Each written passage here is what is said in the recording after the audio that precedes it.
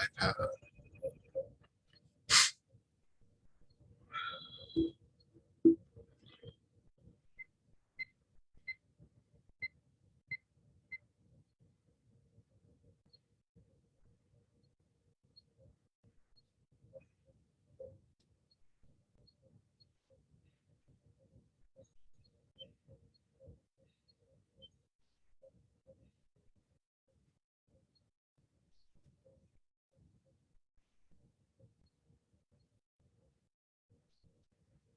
Hello, Mark.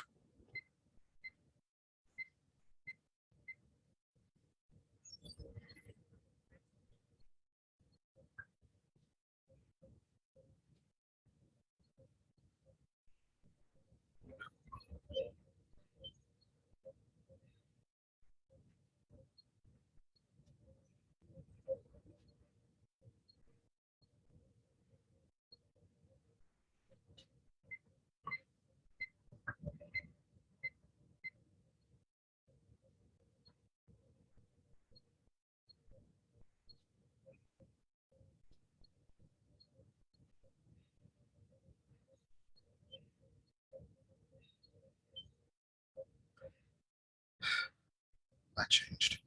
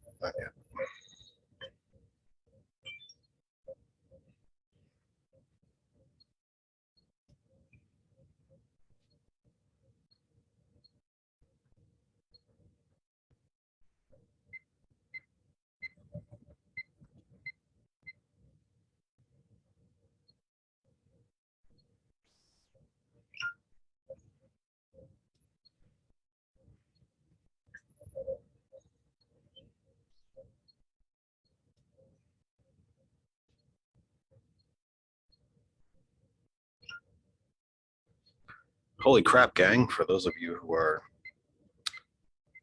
used to being part of the pre-show, I am ahead in my sharing. This is frightening. Never ahead of my sharing.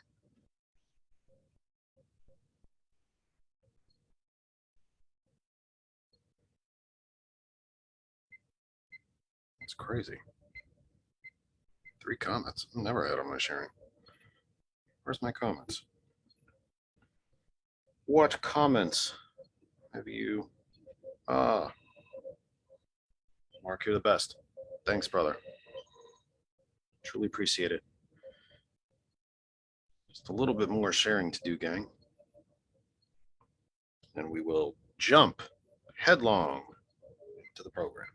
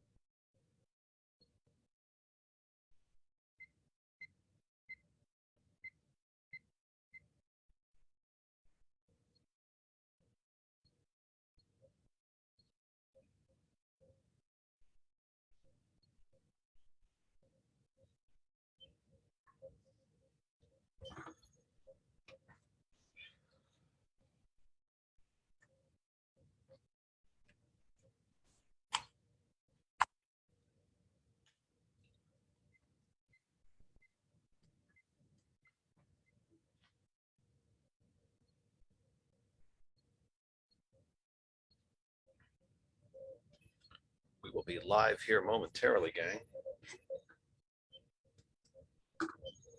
About a minute.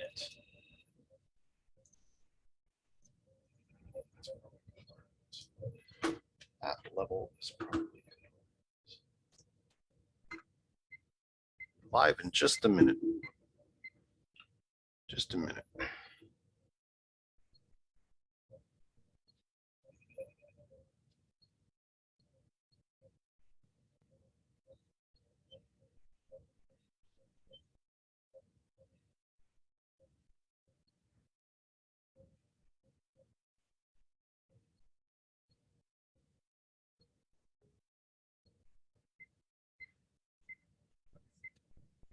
And here we go, gang. What do you say we all go live around the globe on the radio? Let's have some fun.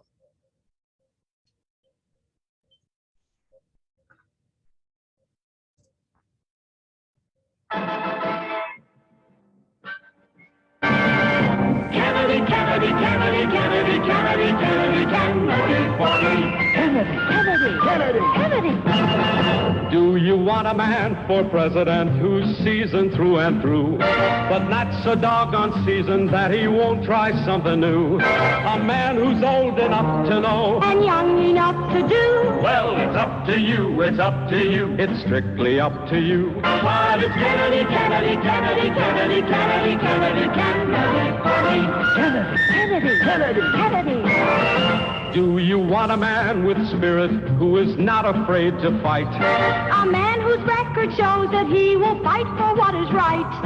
A loyal man who'll bring the job a fresh new point of view? Well, it's up to you, it's up to you. It's strictly up to you. Cause it's Kennedy, Kennedy, Kennedy, Kennedy, Kennedy, Kennedy, Kennedy, for me. Kennedy, Kennedy, Kennedy, Kennedy. And do you deny to any man the right he's guaranteed to be elected president, no matter what his creed?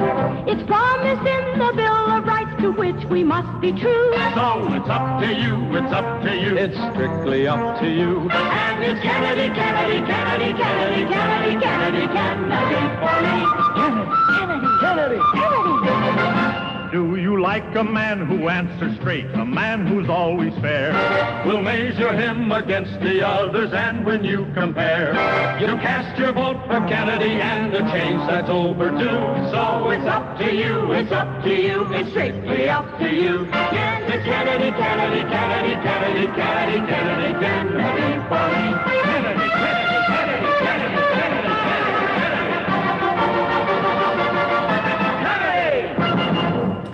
Welcome, welcome, welcome from my humble second bedroom here in Bethlehem Landfill Township, Pennsylvania, a wholly owned subsidiary of Waste Management following their full-out purchase of our Republican fascist-dominated Township Council, part of the Saucon Valley in the Lehigh Valley, part of the Commonwealth of Pennsylvania in these United States, on this planet Earth. The only one we have. Third rock from the sun in the Terran solar system, part of the Milky Way galaxy. This is the Kennedy Effect live for March 13th, 2022. It is 5:04 Eastern time. If you somehow have missed your calling to daylight savings time, or your re-welcoming, shall we say, to daylight savings time, it's daylight savings time. Happy daylight savings time to all of you. I'm saying hello to someone very quick who has joined us today. Union County Democrats in the show. Welcome, welcome, welcome. So yes, it's daylight savings time. I'm sure we could have that debate about whether we should still be, changing clocks and so on and so on and so on. I always, whatever. If we decided to ditch it, I'd be fine. If we keep it, I'm fine. I don't know that it's a big deal, but regardless. So yes, if just in case you have forgotten to change your clocks, please be aware. I am playing with sound and stuff all over the place today. So we had a little power problem here, and I'm kind of rebalancing out all of my levels and so on. So it's terribly fun to watch. I hope you're all terribly, terribly excited. That said, yes, if you have not changed your clocks yet, it is 5:05 Eastern Daylight Time. Daylight savings time has arrived, at least as far as the clocks are concerned. It is spring. However, if I was to show you outside right now, there is snow and ice all over the ground. It can still do that in March, and it did it here in a big way yesterday in the Lehigh Valley, and it was quite frigid today. And it's a little, it's a bummer when that happens.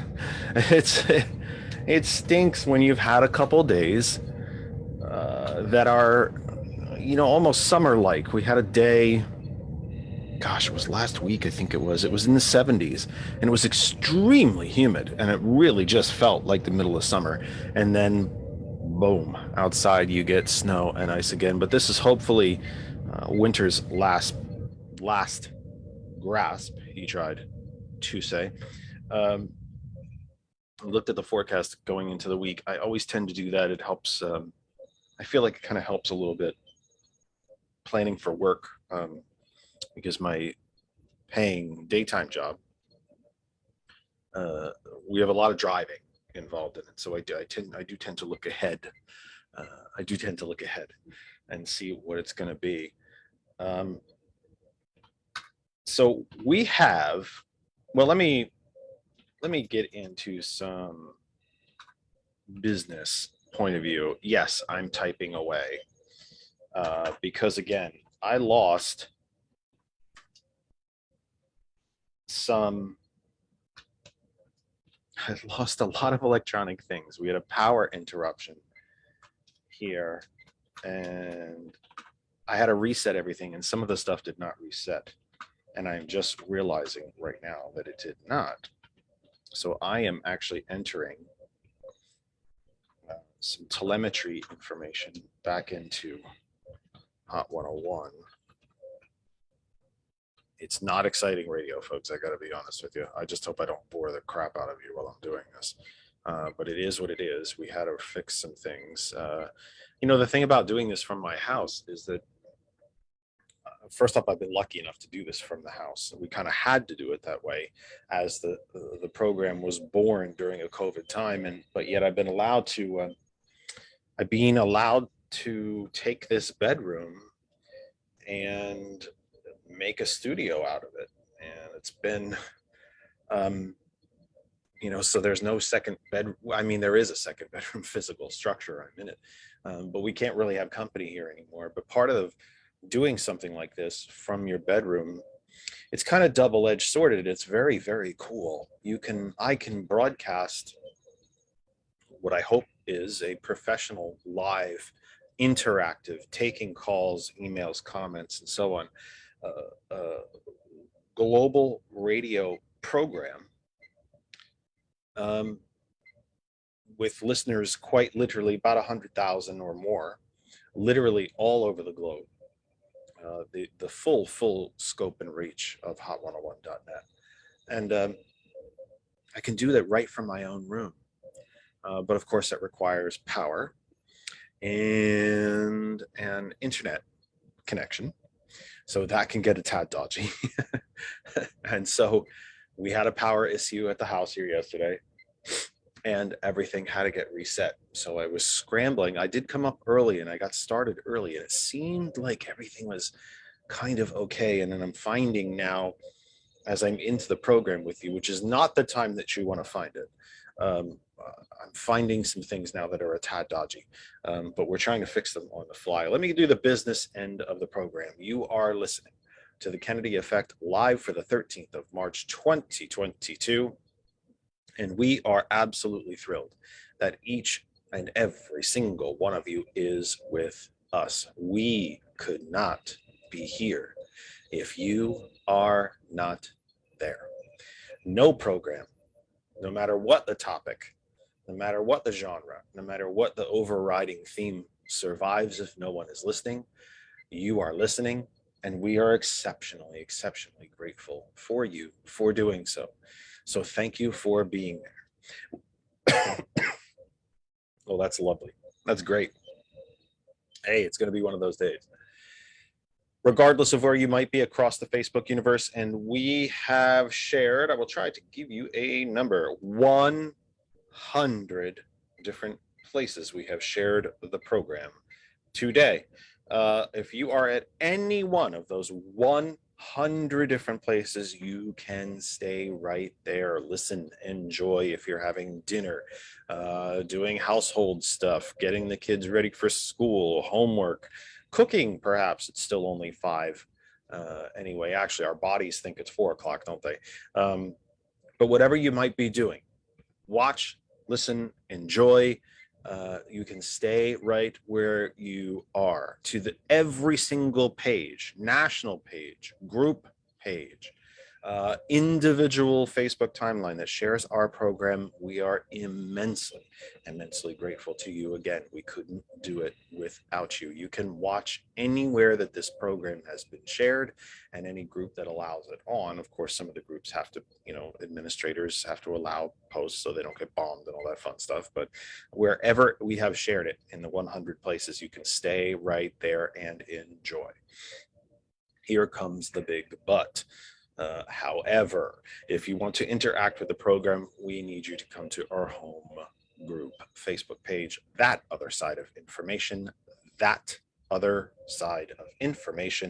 and that is where I will see you. I can say hello to you. You can ask questions, send comments, agree, disagree, argue, whatever it might be. You are welcome to do so. The program was designed and built for you to be part of it.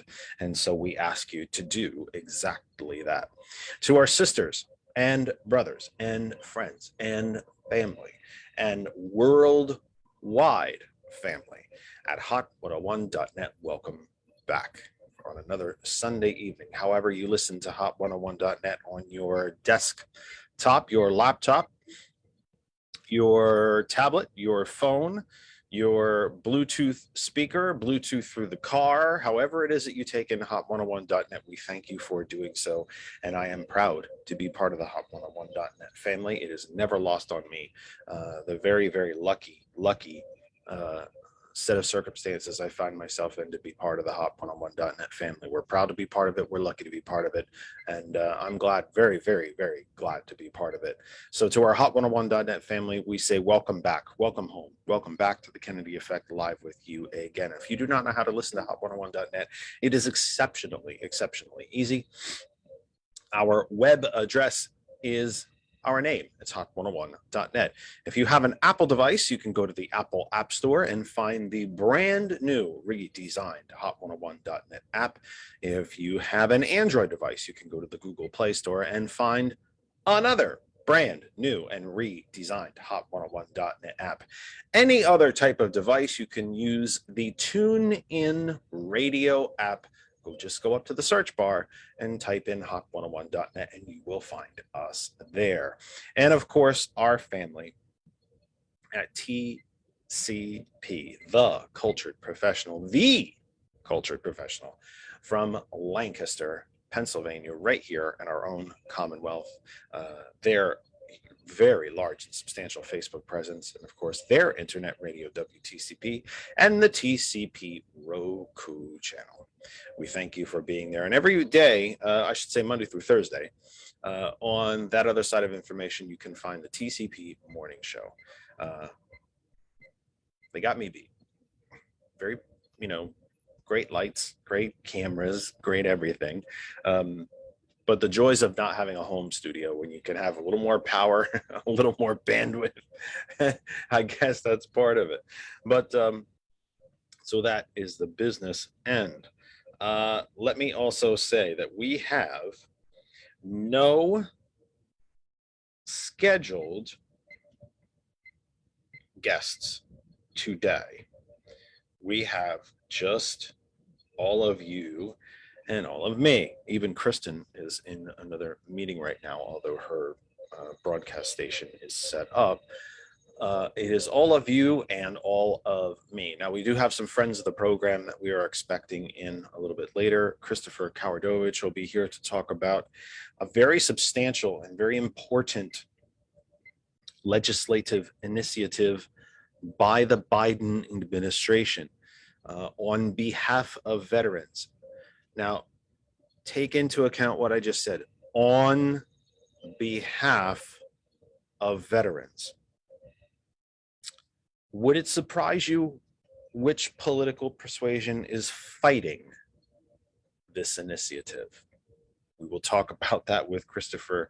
We're expecting Chris around 6 p.m. Eastern Daylight Time. So in about 45 minutes from now at the top of our second hour. We might be having a visit from Connor O'Hanlon.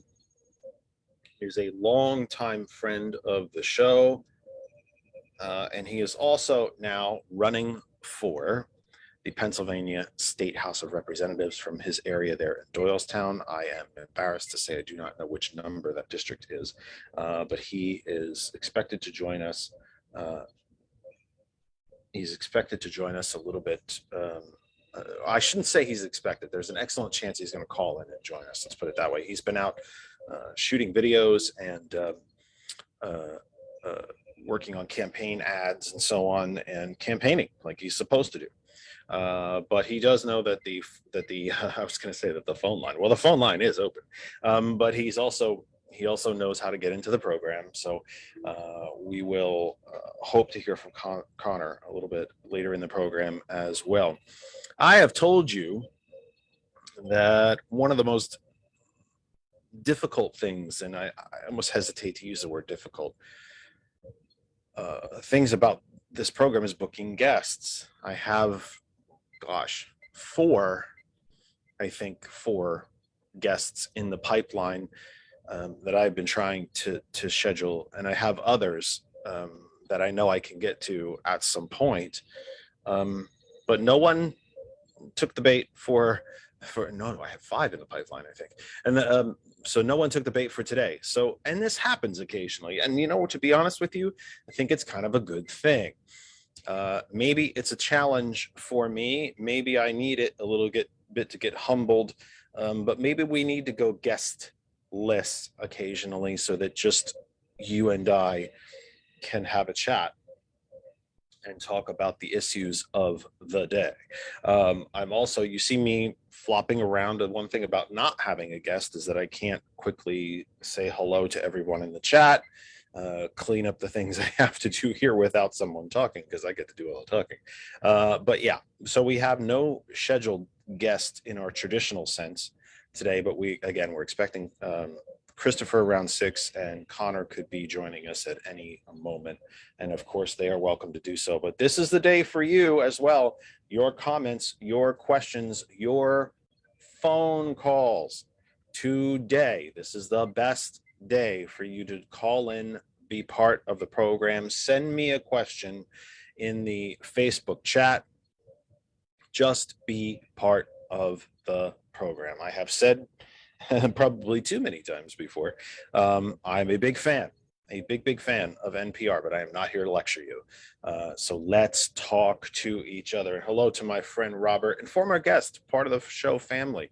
My dear friend Robert Smith from Allentown is watching. Thank you. Luann is in the house. I said in the house, didn't I? Wow, how geeky am I? Sylvie is here. Randall, of course. Mark. Who am I missing? I think I've got almost everybody. It says 7, but there's some names that are probably dropped off of the list. So I think I said welcome to everybody. Thank you all for being here. If you think me saying individual names is something for filler, yeah, maybe a little bit, to be blunt, because I'm not quite sure which topic I want to start on. But actually, it's important for me to say hello and to welcome every single one of you, because you mean everything. We couldn't do the program without you. At 5:20 Eastern Daylight Savings Time, let me start with what continues to be, I think, the single biggest news story, event, current ongoing issue on the planet, and that is the Russian-Ukrainian war. And I guess I call it the Russian-Ukrainian war because they instigated it, so I'll list them first. I fear a little bit that Americans are actually growing tired of watching the news about this war. War is, from a media point of view, war is clickbait. It draws eyes. It's a happening. We don't see full-scale ground invasions of one country into another very, very often. There are civil wars and militia wars and insurgencies all over the African continent, but as a general media, those are poor Black countries. We don't really normally care about them. There's continuing violence throughout the Middle East, but we've kind of gotten used to that. We're used to it. We've grown accustomed to Palestinians being treated like animals, herded into small, tiny pieces of land, all jammed together and deprived of jobs and money and healthcare and food. We've become used to the Arab Spring. We've become used to dictators stomping on the throats of their people throughout the Middle East who just want to be free. Just yesterday, the Saudi Arabian monarchy are our so-called allies. The allies who refuse to increase oil production to give you a break executed 81 people in a 24-hour period. It received precious little, if any, domestic coverage at all. It's all over the foreign press. But when there is a large European land war, that is something that the American press jumps in on.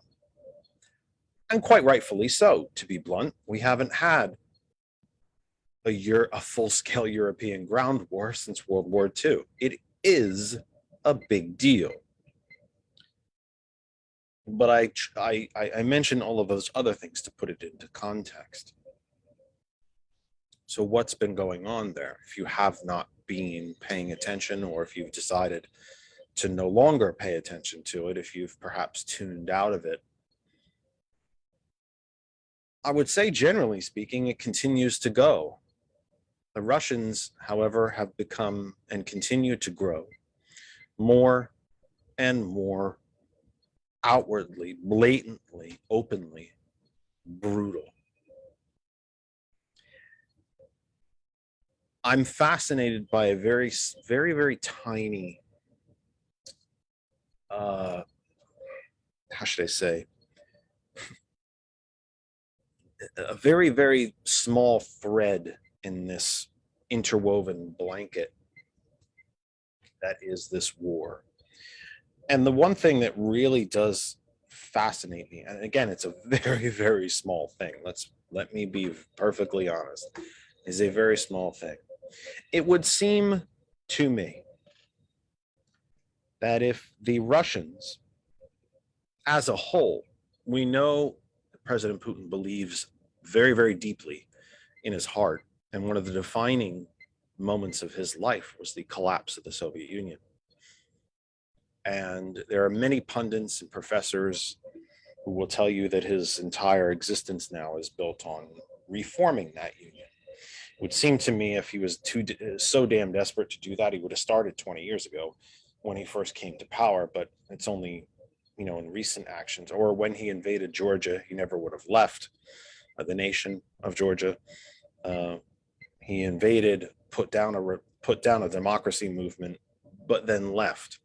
So if he was that worried about or he would send troops into all of the countries that we generally know as the stands, the Tajikistan, Kazakhstan, all of them being part of the former Soviet Union. I'm not sure that the West would have even blinked if he had tried to reclaim those countries. They are Muslim in part. The folks there have an Asian look to them, not generally the type, they're not rich in resources or oil, so generally not the kind of, they're conduit countries, pipelines run through them. They're not exactly the kind of countries that the West tends to pay attention to, but yet he hasn't done that either. But he is dead set on reclaiming Ukraine. And when I say reclaiming, I mean reclaiming insofar as it was part of the Soviet Union after World War II, actually before that. But I would say this very tiny little thing, and I'm very, very interested to hear what you may think of it, you out there in radio and TV land, what you may think of it. It would seem to me that if the Russians and President Putin himself were so proud, so convinced, felt so justified in their actions of a full-scale ground invasion of a neighbor, the first European land war in 80 years, it would seem to me that they would be confident enough to wear the Russian national flag on their uniforms and equipment. But they aren't. You've seen the Z, the white Z. I've seen some tanks with a white V on them. Now, not knowing Russian, the V could have a completely different meaning, but generally here in Western European and North American countries, the V is for victory. So it might be there for that. In Russian, it might mean something completely different. I quite honestly do not know that. But it does seem to me that if the Ukrainians are boldly wearing Ukrainian colors on their equipment, their uniforms, even the quote unquote common citizen, man on the street who has taken up arms, will somehow, if it's a ribbon or a pin or a blue hat and a yellow scarf or something of that nature, will identify themselves as Ukrainian. I find it fascinating, and I've yet to hear a very good explanation as for why the Russian forces do not identify themselves in any way. They have no names the way we're used to seeing in American or Western European American Canadian forces. There's no flags. They look very much like the Proud Boys, which is certainly no, I don't think that's by accident, to be perfectly blunt with you, but when it comes to the Proud Boys. But I do find it very, very strange. It's a very, very small, it's a very small piece of this exceptionally complex situation, but I find it very, very interesting. Same reason, or same type of situation when you will hear, when a leading conservative pundit said, and then says something, either profoundly profane or just lie or whatever, or sources said. And I realize that some sources and some individual situations do have to stay anonymous for their own job security, sometimes flat out their own safety. But I do find it very, very interesting that an entire national army has invaded its neighbor when everyone knows exactly who's doing it. We have the satellite pictures. We know exactly what's happening, but yet refuses to identify themselves. I find that just very strange. And it's a very small thing, but I find it very, very strange. But the Ukrainians continue to fight with a vim and vigor and a resolution of spirit that I don't think anyone thought was even there, let alone that they could maintain. It has made me wonder that in this time, inside the United States of such deep polarization, deep polarization, profound, deep polarization, and with an entire media machine that is not just willing to, not just happy to, but built on lying to you each and every minute of every hour of every day. Billionaires paying multi-millionaires to tell you that it's poor people and Democrats that are the cause for everything that's wrong in your life, from snow and cold temperatures to the last sip of milk in the fridge, that it's poor people that are your problem. If we were in the position of the Ukrainians, we, the United States, would we be so resolute as they? Would we be so universally united in the common defense as the Ukrainians are now? Sadly, I don't believe that we would be. Especially if we were to be invaded by the Russians. I think there's a percentage of our own population that would jump ship. It's a thought. Tell me if you disagree with me. 5:31 Eastern Daylight Savings Time, if you have not changed your clocks. Eastern Daylight Savings Time. And this is the Kennedy Effect live for March 13th, 2022.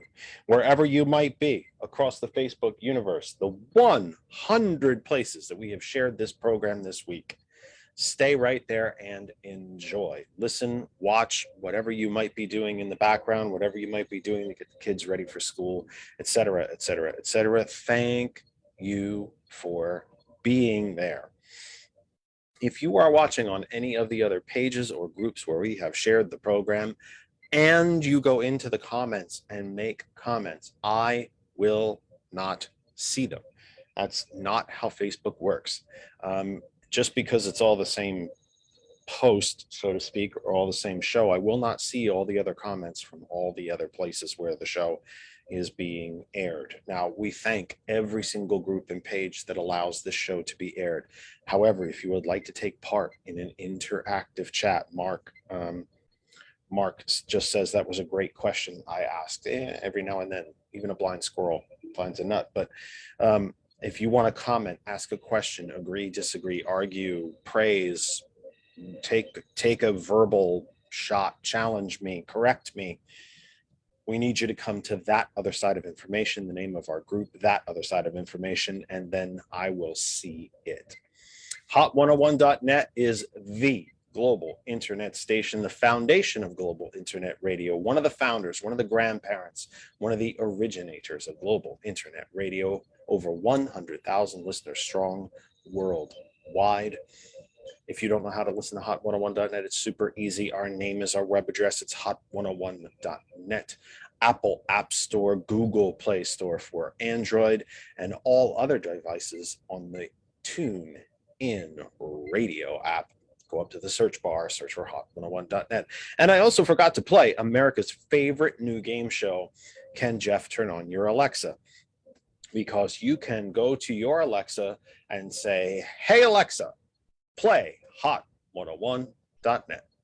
And you will hear all of the excellent programming all across the hot101.net universe and family. And of course, TCP, the Cultured Professional from Lancaster, PA, their substantial Facebook presence, the Roku channel, and WTCP Global Internet Radio. They will be back tomorrow morning with the morning show. Mark says to me, if the Russians invade here, you'd see legions of splinter groups spring into action.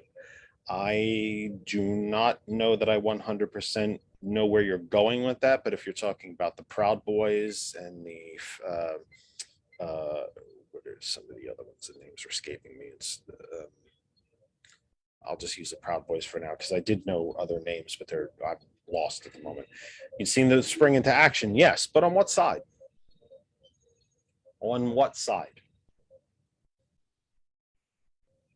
There are elements inside the Proud Boys that have said out loud, Democrats could just be killed for being Democrats. Is that the prevailing opinion on the self-identified right? I don't believe that, but a substantial, a very measurable part of the right, yes. So what side would they jump in on? There's an ever-growing, the last poll I saw was over half self-identified Republicans said that maybe it's time for an authoritarian here in the United States. Actually signed off and approved on the idea and thought maybe it's time. Maybe it's time that we had an authoritarian ruler here in this country. So groups like the Proud Boys, what side would they jump in on?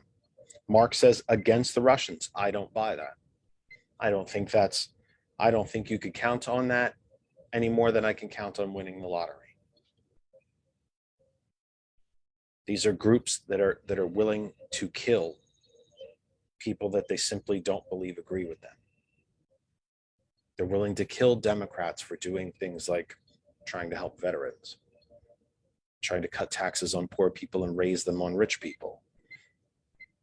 They want to kill us for that. So no, I don't agree that they would jump in on that side, nor do I think any of us could count on that. I would hope. It's interesting. I was watching PBS is having a fund drive, as they often do. And Rick Steves' Rise and Fall of Fascism was airing today as a pledge drive. And I did not get to catch all of it because Kristen and I were working on petitions today. But one part that I did get to see was the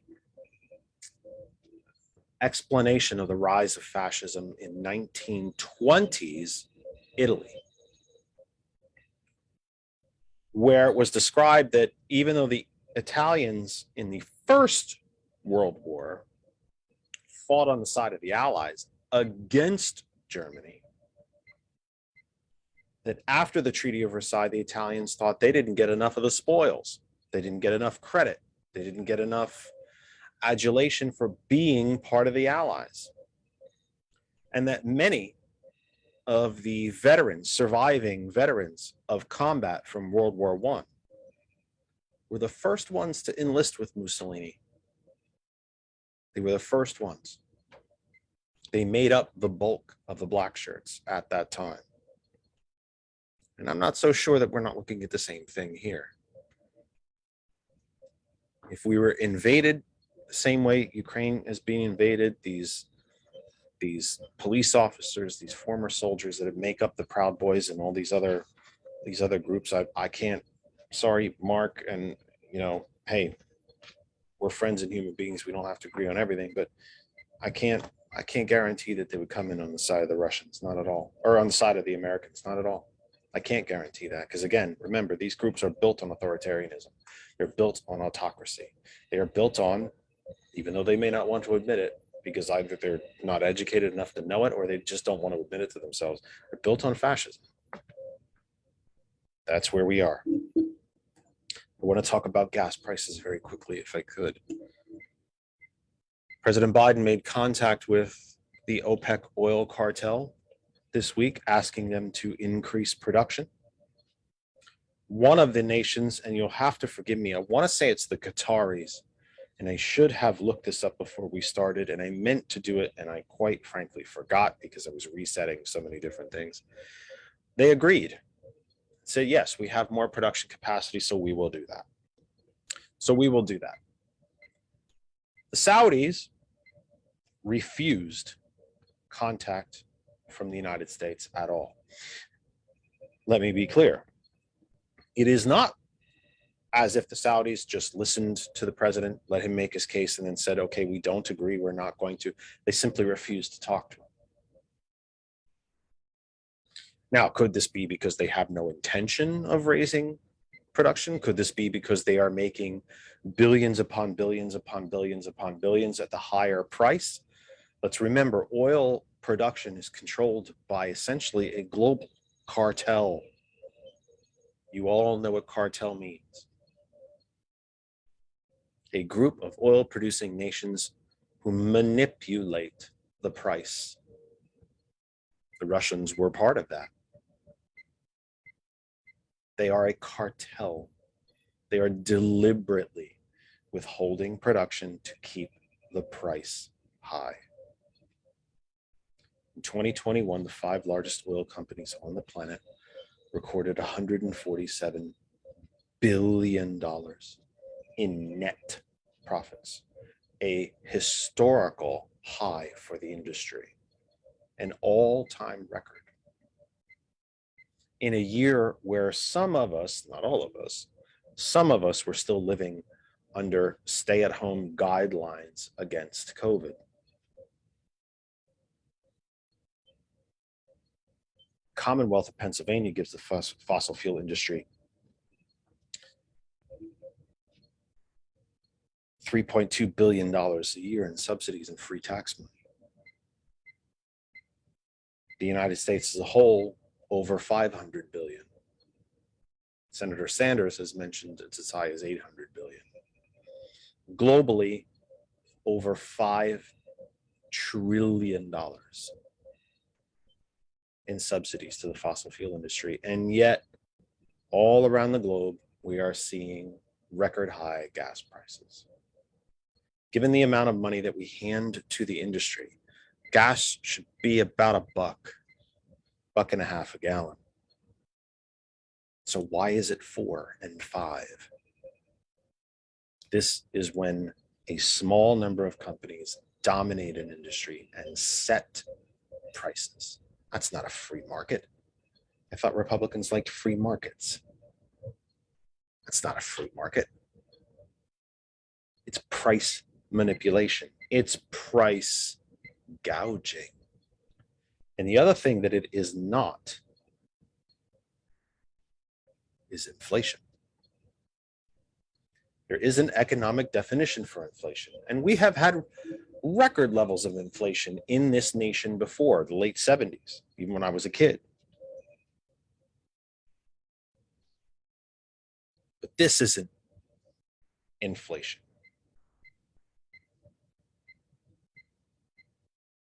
This is price gouging.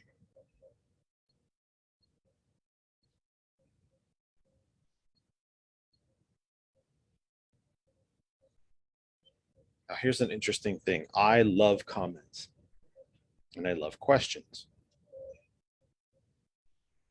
Frank in the chat says, what is the truth for Jeff's online discussions? Why don't you ask me what you want the truth about? I appreciate your comment. I've just responded to you. What is it that you're questioning that I'm saying isn't true?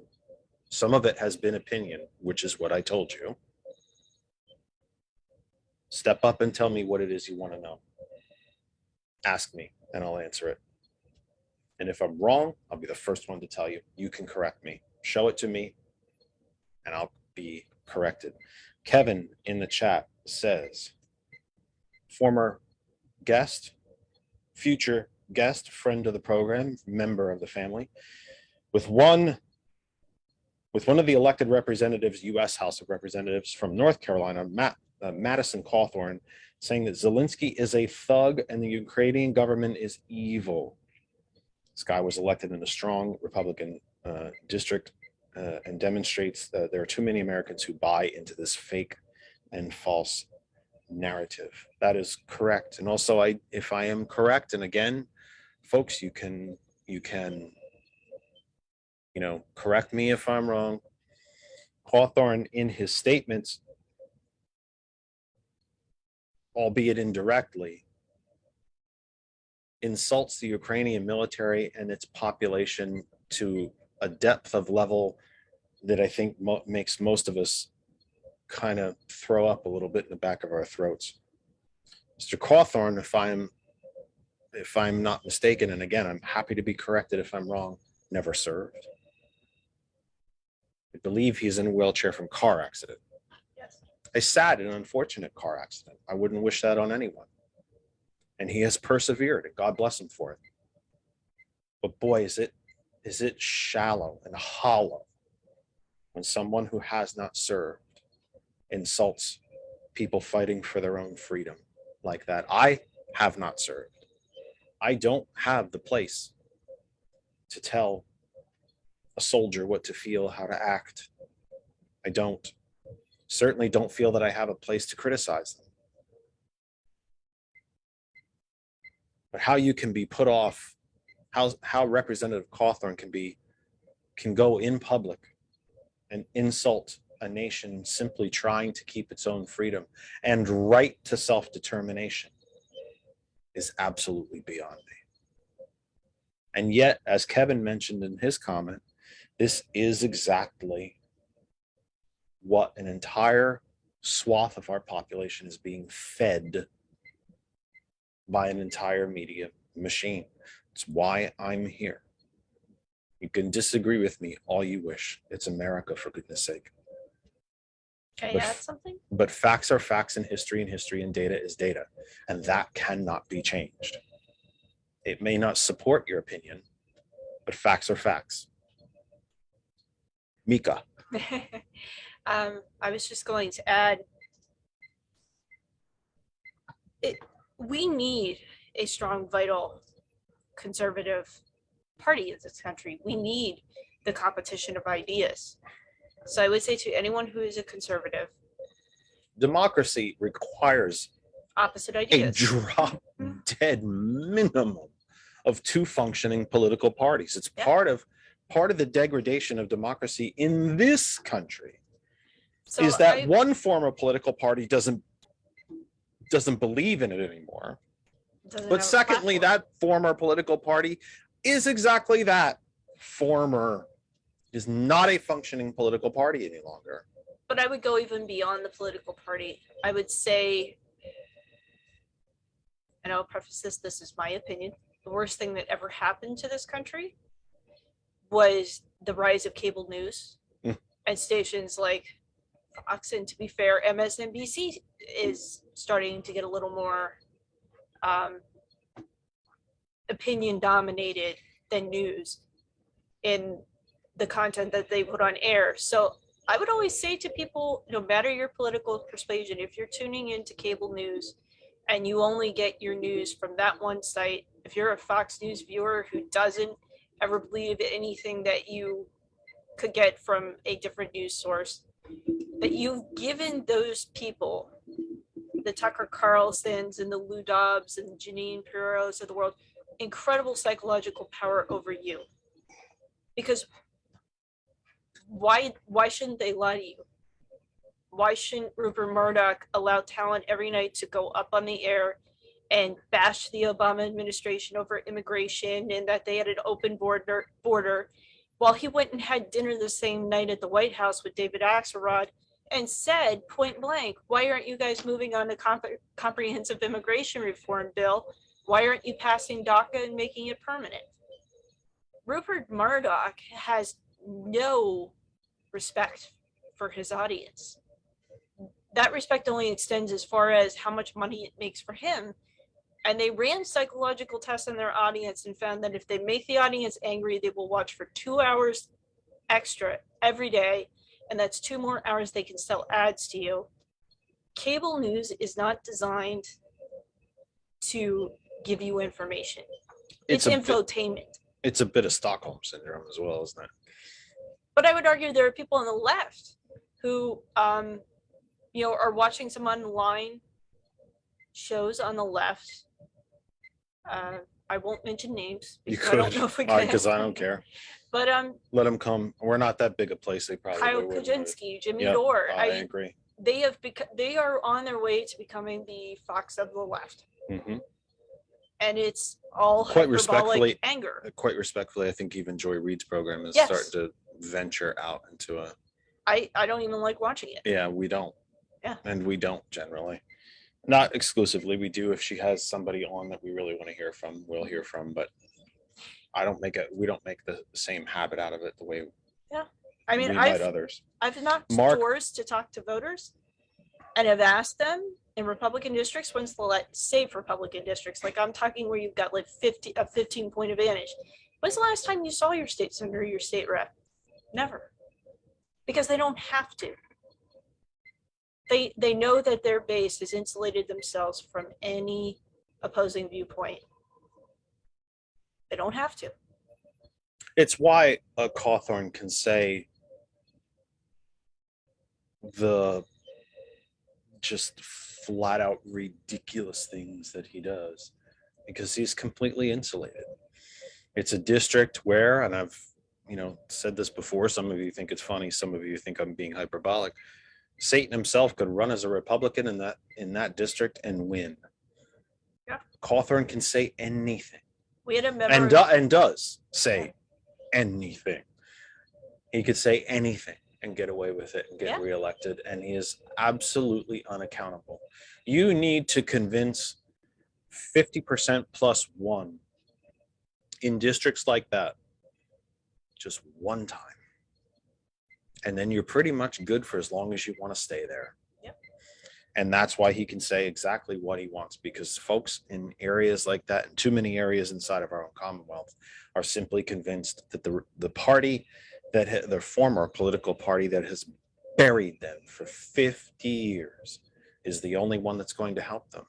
They're wrong beyond any measure and beyond common sense, by the way, but they are somehow convinced that the party that has exactly buried them into the position that they're in is somehow the one that's going to come and save them. And it is a blind psychology that continues to mystify me on a daily basis. I cannot tell you all out there in radio and video land how many times Kristen and I discuss this very topic, and it will even sometimes get a tiny bit loud. We never solve it, and we're probably never going to, but I continue to be absolutely gobsmacked at how entire swaths of this country and inside our own Commonwealth continue to just beat their heads against the wall, know how much it hurts, but continue to do it. And then, by the way, blame everyone that they can think of who had nothing to do with it. It is mystifying to me, absolutely mystifying to me. I may never understand it. And perhaps that's why I do not, on a deep extent, reach said people. Perhaps, I don't know, but I still continue to have absolutely zero understanding of it. And let's use a simple example. Gas prices climbed a significant amount during the George W. Bush years, significantly. But then the president wasn't responsible for such a thing like gas prices. But now suddenly President Biden is responsible. So I guess only Republican presidents aren't responsible for things. I don't understand it. Christopher is going to join us after 6 o'clock to talk about legislation to protect veterans that are suffering from health issues due to a thing called burn pits. And admittedly, administrations of both parties have ignored these veterans. Both have ignored them. President Biden is actually stepping forward to say, no, these people are sick. They are veterans. We promised them, and now we need to take care of them. It's Republicans standing up to fight that. But yet they're the ones that love the military and they're patriotic and wrap themselves in the Constitution. For those of you out there who continue to vote in this manner, it's your vote enabling this. We thought you loved the military. It's the Democratic president who's stepping forward, taking on an issue that other administrations, again, of both persuasions, have ignored and denied. But yet, with Republican resistance to President Biden, that these veterans not be taken care of. Well, and yet somehow you're the patriotic ones? The problem here is that there are many answers and not just one. And I think for too long on our side of the aisle, we've tried to default to finding the one magic answer, the one thing that's going to move these voters from the conservative column to the Democratic column. And that's a fool's errand. There are a lot of reasons for why people vote the way that they do or why they register with the party that they do. There's no cookie cutter answer here. There are, just recently I spent like 25 minutes talking to a woman that on many issues is not just a Democrat, she's a progressive Democrat. But at the same time, she is deeply religious, deeply pro-life. And when I asked her how she felt about the Democratic Party, she said, I feel like my faith and my views are not respected. And for a lot of those people who are in the middle, the people that Anat Shenker-Osorio would call the good point people, that is a lot of it. They just want to be heard and respected. And they're very susceptible because of those feelings to the messaging that Fox puts out about how the world has changed around you. They're trying to cancel you. They're trying to rip apart the fabric of the America that you grew up in.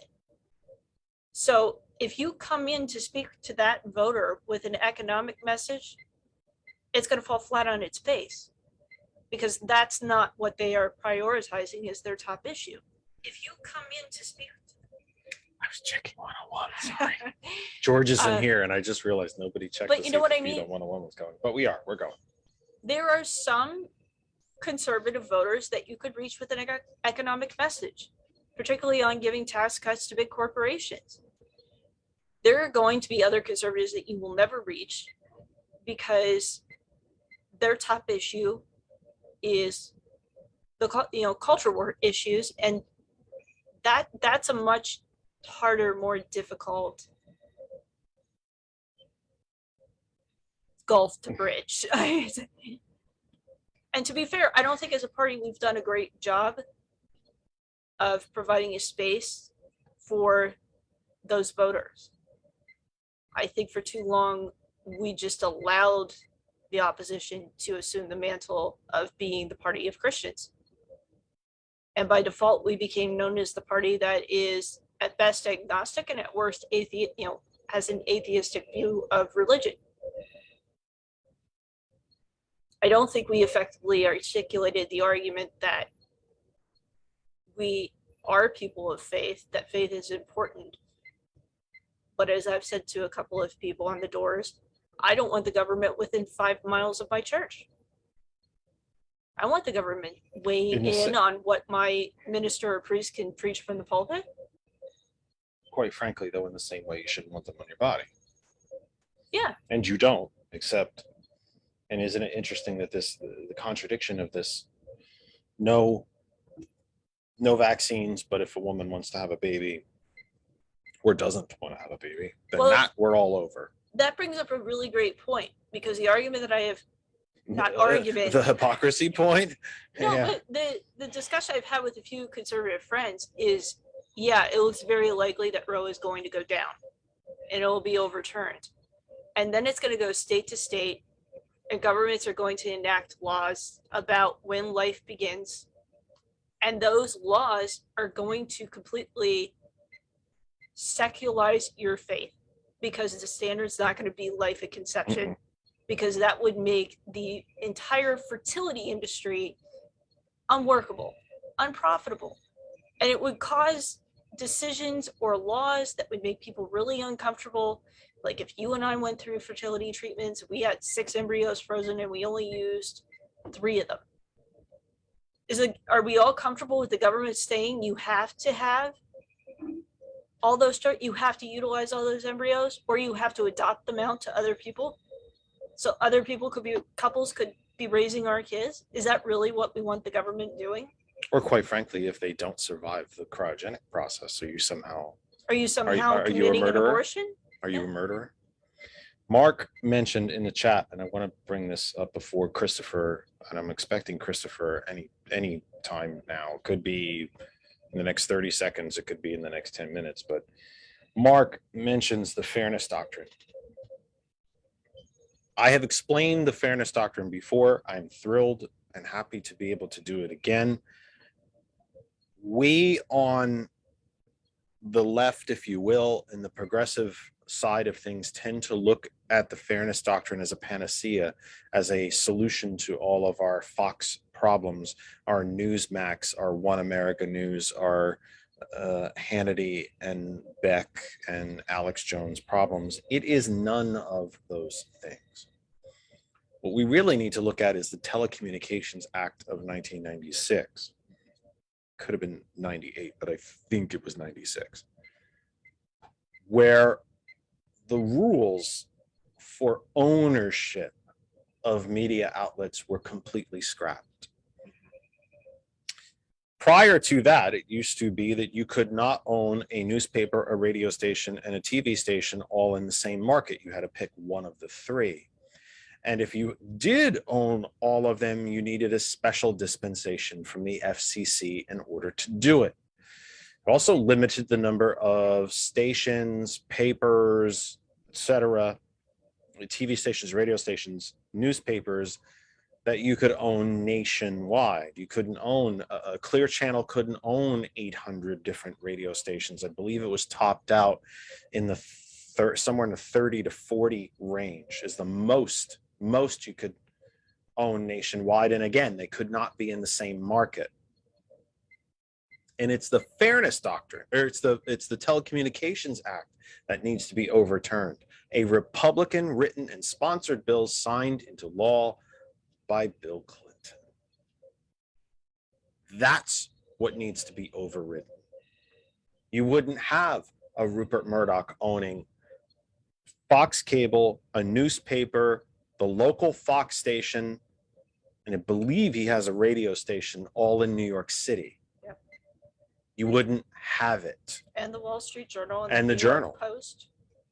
You wouldn't have the ability for some of these nationwide syndicated programs, and that goes for both sides, by the way, be on 300, 500, 800, 1,200 radio stations. You couldn't have it. It would again, not new, again, be illegal. What the fairness doctrine did was the following. It disallowed any contact or collusion or cooperation between the programming department and the sales department of a TV and or radio station. What do I mean by that? The news division is reporting on the construction of a brand new school in your town. And there's a lot of opposition to the construction of that new school. It's going to be costly. We don't like the design. We think we can update and refurbish the existing school for half the price. And then suddenly the construction firm buys advertising on the station. And then the reporting of that new school tends to turn around, and now they're in favor of it. Fairness doctrine kept those departments, sales and news, from interacting with each other. It also prevented the owner of a radio station or TV station, if the owner of that station, and we see it here in the Lehigh Valley, the very Christian evangelical right-wing owner of our local commercial television station will on occasion provide commentary, opinion, if you will, at the end of a news broadcast. What the fairness doctrine did is that if the owner of the station provided a commentary at the end of a broadcast, again, I'll use my same example, supporting the construction of that brand new school, the station was required by federal law to give equal time to an opposing viewpoint. In fact, the owner of that station could not even go on the air and give his commentary until someone was found to stand for the opposite side and given equal time. That's why you got the Boris Epsteins of the world, someone who was paid openly by, oh God, I just blanked out on the name, chain of stations. Oh yeah. Oh, I completely blanked right in the middle of that. Not Clear Channel. No, it's not. I almost said Clear Channel, but it's not Clear Channel. He was paid by that station group to give his commentaries at the end of all these local news spots. But because he wasn't the owner of the station, his commentaries didn't need to be rebutted. And Koch network, Republican Party itself, and wow, God, I can't believe I'm blanking on the. Alec? It's not, well, Alec did it too. It's the station group I'm blanking on, and I continue to blank on it. It's not Sinclair. You would see, yeah, it is Sinclair. That's it. It was Sinclair. Boris was paid by Sinclair. He was an employee of Sinclair, but because he wasn't the owner of Sinclair, no equal and opposing view had to be aired. Sinclair also produced very one-sided and propaganda type news stories for national issues that would be played on every single Sinclair station. Now you might think to And yourselves, fill them well, in on where those came from. Because during the Bush years, they came right out of the White House. they did. A lot of them did. And they also, and the RNC continues to this day. I have not seen any reporting to the opposite. They openly directly pay Hannity. Yeah. And Chris? Levin and Beck. They pay them directly to talk about what the RNC once talked about that day. And this That is isn't- but that's the difference. We think that the fairness doctrine is the pixie dust that's going to come down and fix everything. It is not. No. We need to repeal, 100% repeal the Telecommunications Act of 1996 and restore the original rules, so Yeah. to speak. That's what has to be done. That's when you break up the Clear Channels, you break up the Sinclairs, you break up, you disallow, you make once again, not a new thing, you once again make illegal for Rupert Murdoch to have 2 television stations, 2 newspapers, and a radio station in the biggest market on the planet, New York City. Well, even looking, it's interesting because I forgot that was 1996. I was, for some reason, I think I have that right. I Yeah. want to think I think could it have been was 98, but I 96. think it was 96. I think you're right because it was like a year later where the scandal happened at CBS, where CBS corporate leaned on 60 Minutes to not do the Wygant interview about big tobacco. And I think that was like literally a year after that bill was signed into law. It would also, you and I were just watching that documentary on the New York Times. It could have prevented a Judith Miller. Judith Miller was being fed by the Bush administration to push war in Iraq, and she was more than happy to do it.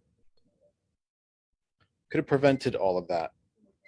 Yeah, but I agree with you. People always point to the fairness doctrine, and the other thing about the fairness doctrine is it only applies. It is 96. I just looked it up. The fairness doctrine only applies to the network channels. It does not apply to the cable news because they are private. Well, that's the other thing. The fairness doctrine would not save us from Fox or One American News or Newsmax, but it would save us from the crossover, from some of the crossover and the multifaceted. Rupert Murdoch would have to sell some of the local media outlets that he owns in order to continue to own the national outlet. That's what the Telecommunications Act would Sinclair stop would us have from. to break up its empire. Sinclair would have too many stations. Clear Channel would have too many stations. It would break all that stuff up. Let me reset the program very quickly. 6:09 Eastern Daylight Savings Time. It looks very daylighty in Christopher's room where he's joining us from. Daylight Savings Time. If by some miracle you haven't changed your clocks yet or know why you're an hour behind everybody else, it is 6:09 Eastern Daylight Savings Time here in the United States, or in the Eastern Seaboard, 6:09, I should say. Wherever you are across the Facebook universe, that other side of information is where you can interact with us. You're watching on any of the 100 different places that we have shared the program to this evening. stay there and enjoy. And to every national page, every group, and every individual who has allowed us to share the program to you, thank you, thank you, thank you, thank you. Every single group of yours. And when I put the program on your group, I'm not trying to actually suck people away over to this group. We're simply saying that if you want to interact with us, we need you to do it at our home group, that other side of information. That's where I see them. If you are watching at Progressive Pints, We the People, Lehigh Valley Stands Up, Pennsylvania Democratic Politics, the New Deal Democrats, the AOC Democrats, AOC Progressives, the Las Vegas DSA. If you're watching any of those groups and you comment on the post, I don't see it. I'm not ignoring you. You mean everything to me. I will only see them at our home group Facebook page, that other side of information. Hot101.net. The web address is our name. It's hot101.net. Apple App Store, Google Play Store for Android, and the TuneIn Radio app, and of course, America's favorite new game show. Hey Alexa, play hot101.net. One of these days, one of you are going to tell me that I triggered your Alexa, and like a spoiled, rotten little child, I'm going to be very, very pleased with myself. And of course, TCP, the cultured professional from Lancaster, PA, their substantial Facebook following, their television Roku channel, and their internet radio station, WTCP. Thank you for being with us. The morning show returns tomorrow, bright, and I would say bright-eyed, but they're not always bright-eyed, at 9 a.m.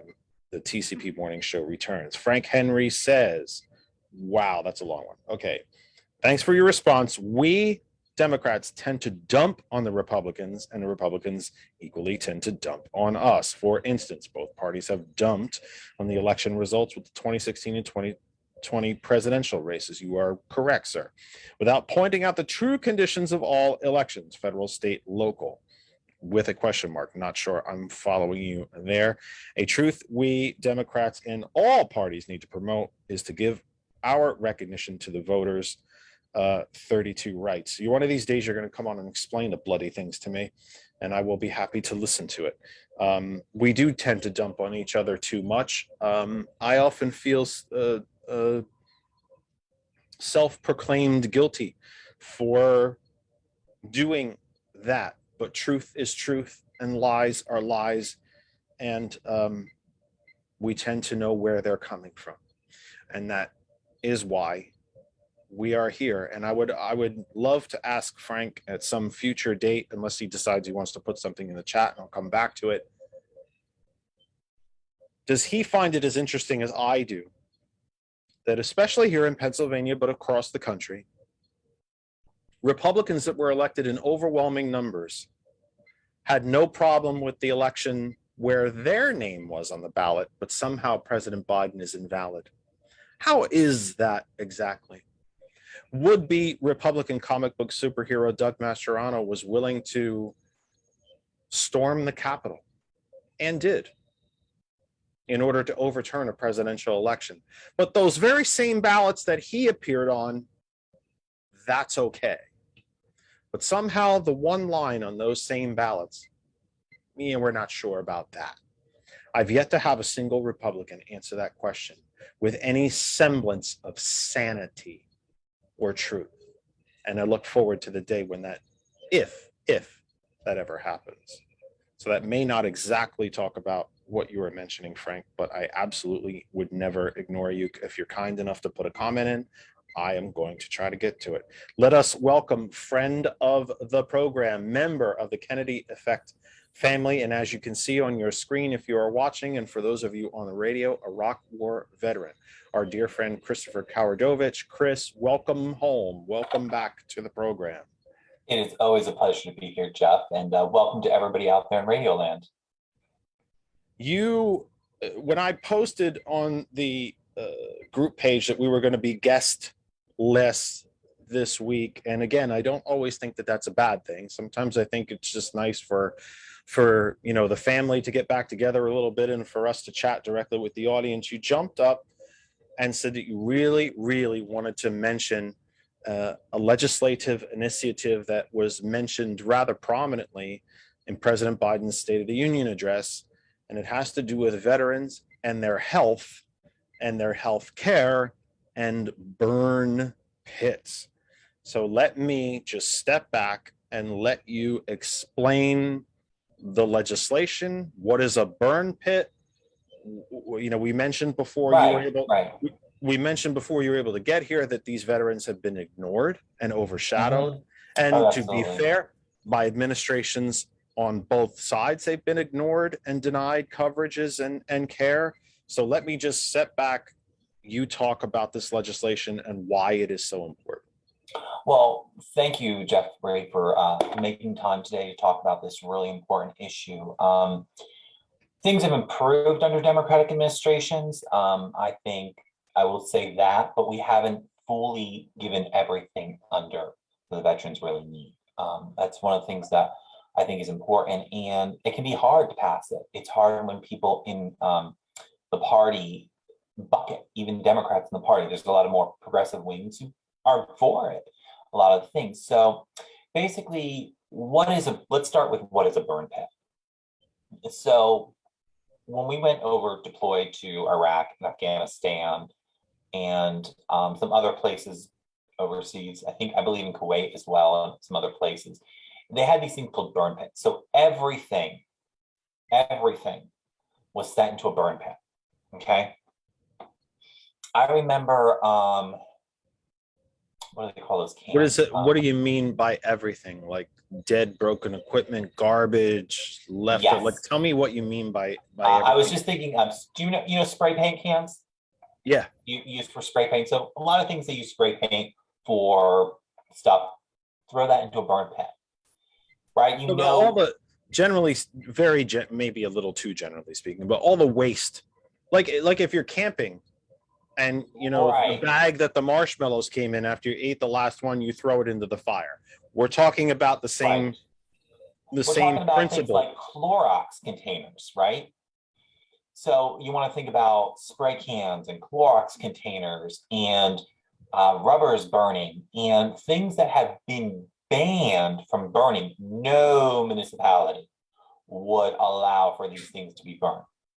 However, veterans were there burning it. So, and I think you bring up a really good point. You're like, Chris, everything, right? You're correct. That's where the first complication comes in. It's not a standard, you can't just say this is the standard chemicals that this person was exposed to, like Agent Orange, and this is what's happening, right? But like the fumes of 9/11, those we seen the firefighters who end up getting lung cancer and all sorts of illnesses behind it. You were exposed to toxins. I used to take out the trash. I would go in there almost every day and throw stuff in the burn pit. And I can remember distinctly the smell was dangerous. Like you knew it was a very chemical smell. You ever have a chemical fire smell? Mm-hmm. There's that kind of like, it smelled like chemicals burning. There were lots of chemical products. Well, again, I don't want to over analogize this, but you pull the milk out of the fridge, you're not sure if it's still any good or not. You open it and you smell it. And if it smells sour, it's not good for you. So you, when you're on active duty, approach these burn pits, and it was just standard procedure. You burn the trash, all of it, no matter what it was. But as you approach these pits, Christopher, you're going, something's not good here. Worse than milk, though. Like the analogy is right, but when you go by, I don't want to make fun of New Jersey, but I'm sorry, but like you pick up my home state. I know, but like Jersey takes enough abuse. But I know when you drive by a landfill, let's say. You go up through, and I just can remember going through like the gas processing plants, along the turnpike. You can there's some places that. But just really that scent is like what's in my mind. And I hate to say it because I go to the Jersey Shore. I love New Jersey. I don't really hate on New Jersey, but like you just there's that smell, but that massively intensified. And that's what, to me, at least it smelled like. Now to everybody else, because there's no standard of what you're burning, right? There is no standard of what you're burning. So no two burn pits are the same. It's not like there's a list of 100 things you're allowed to burn. It's just this Everything's getting particular- burned. Yeah, it's all going in there. Everything is going in there. Right. So the DoD doesn't have data, quote unquote, on all this. So they went to do some research and they're like, well, we don't have the data points. How do we know what was burned? How can we prove this? So basically, there was no data kept by the DoD. The DoD and the VA won't share what's coming back and everything. And so you have these burn pit victims who were doing that stuff, started getting cancers. They started noticing abnormalities. There are other things that are abnormalities that we can't explain away. For example, vitamin D deficiencies from people coming back from Iraq. We don't know why they have vitamin D deficiencies, but they had vitamin D deficiencies. And it's kind of a little, you know, in particularly coming back from Iraq, it's not a place where you're not exposed to sun. Like it's Iraq, like it's just medically speaking, it was counterintuitive, right? Like you think, okay, you're in the sun, you shouldn't have young people having vitamin D deficiency at this age, particularly. I'm vitamin D deficiency. They tested my blood. They know that I have a very low vitamin D deficiency, and people are coming back. So a lot of things that we can't really explain away. And so, and Biden believes, because we don't really know everything about it, but it's a causation. He was very young. He had brain cancer. A healthy young person, that's very normal, you know? And not even just brain cancer, but a very, very malignant, aggressive, debilitative form of it. The fact that he survived as long as he did after his diagnosis was nothing short of a miracle. And but if I remember correctly, I don't think there was a history of that type of cancer in his family. in their family, no, I don't. I believe you're correct. I believe that is correct. Yeah. So we're seeing the numbers are here. Okay. And Joe Biden's like, let's take care of the veterans. All right. So there's this great bill in the House, which has, so we know from, so I do want to say Persian Gulf, I believe as well, because they say it's from August 1990. They used burn pits in the first Persian Gulf War as well, I believe. So, and it covers healthcare for burn victims exposures, healthcare for other toxic exposures, the ability to, now this is the House bill. So this is House Bill 3967. Do you want me to, I'm going to inbox you, Jeff, real quick, the fact sheet so that you can share it with the group. Would that be good? And then I won't, because I'm sure people are going to be like, how do I keep track of all this, right? Oh, share screen. That's going to be interesting. I don't think I've ever shared. Oh, no, I sent you. I'm always worried about. I think he means putting it in the chat. Oh, I can do that. I was going to say, I thought, oh, don't make me share a screen. There'll be smoke and things will blow up. And Oh, no. It won't be pretty. No, you can put it in, you can post it on the group page. No, I or will. I can go back in there. I just inboxed it to you so that you have the differences of the two bills. So they're able to get disability compensation and death benefits to spouses and children. You look at Beau Biden.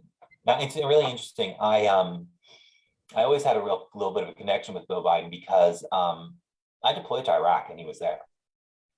So that was the time period I went over there, and he would have been, he served as I fortunately never needed it, but he would have been the attorney if I needed legal services.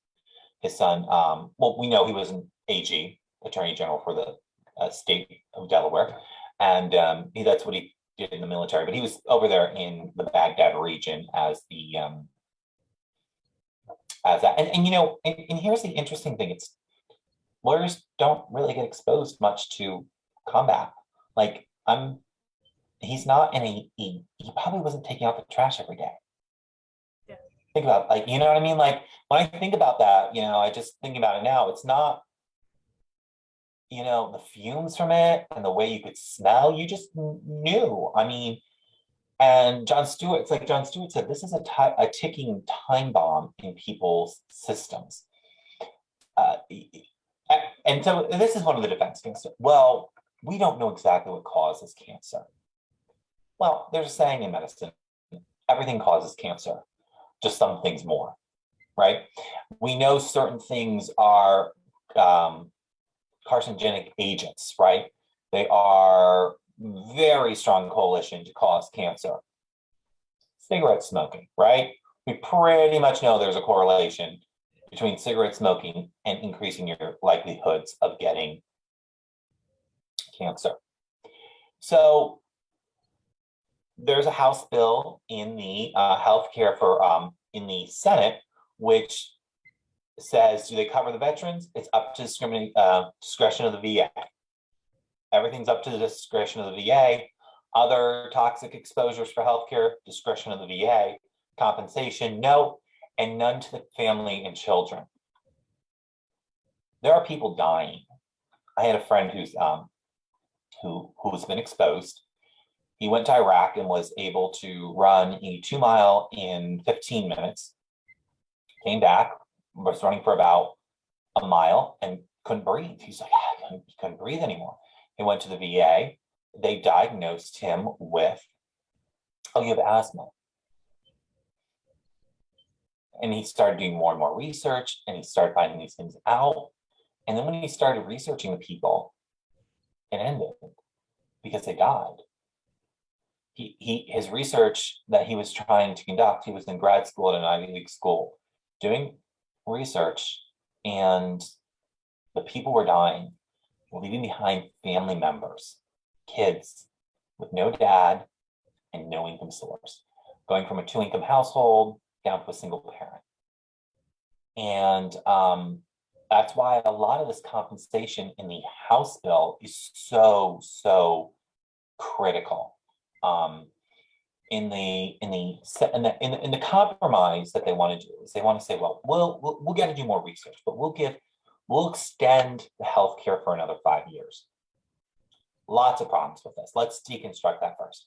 First, if this had the word Vietnam on it, and I was a Vietnam vet, I would automatically go into what's called priority group 3, a 6 in the VA. So the VA has 8 priority groups, basically. I'll explain a little bit of the healthcare system.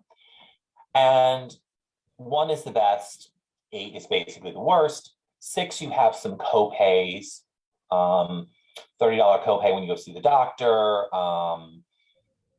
You have to pay, there's like a tiers in your pharmacy, your medications, right? You have a group A generic, which is really cheap, and you go up, you pay more towards those copays. So you have that in the group 6. And it's very complicated, but basically it's, it's a lower version of health insurance. So all of them get that automatically. The Iraq Afghanistan veterans get it for 5 years if they sign up in that 5 years. So let's say you are a lot of guys that I knew in the National Guard, are union guys. The great union insurance. They don't sign up for the VA insurance. Now they get sick. They go to Cobra. Cobra, my friend was just telling me, she's 39. She was paying $800 a month for Cobra, right? They have to go through a process to prove that this is service connected. And until they go through that process, service connected, and until they can go through that process, and it's up to the discretion of the VA, whether it's not or whatever that person thinks in their moment will determine it, right? So these people there are people who are losing their jobs because they didn't sign and go to the VA in the first 5 years of coming back.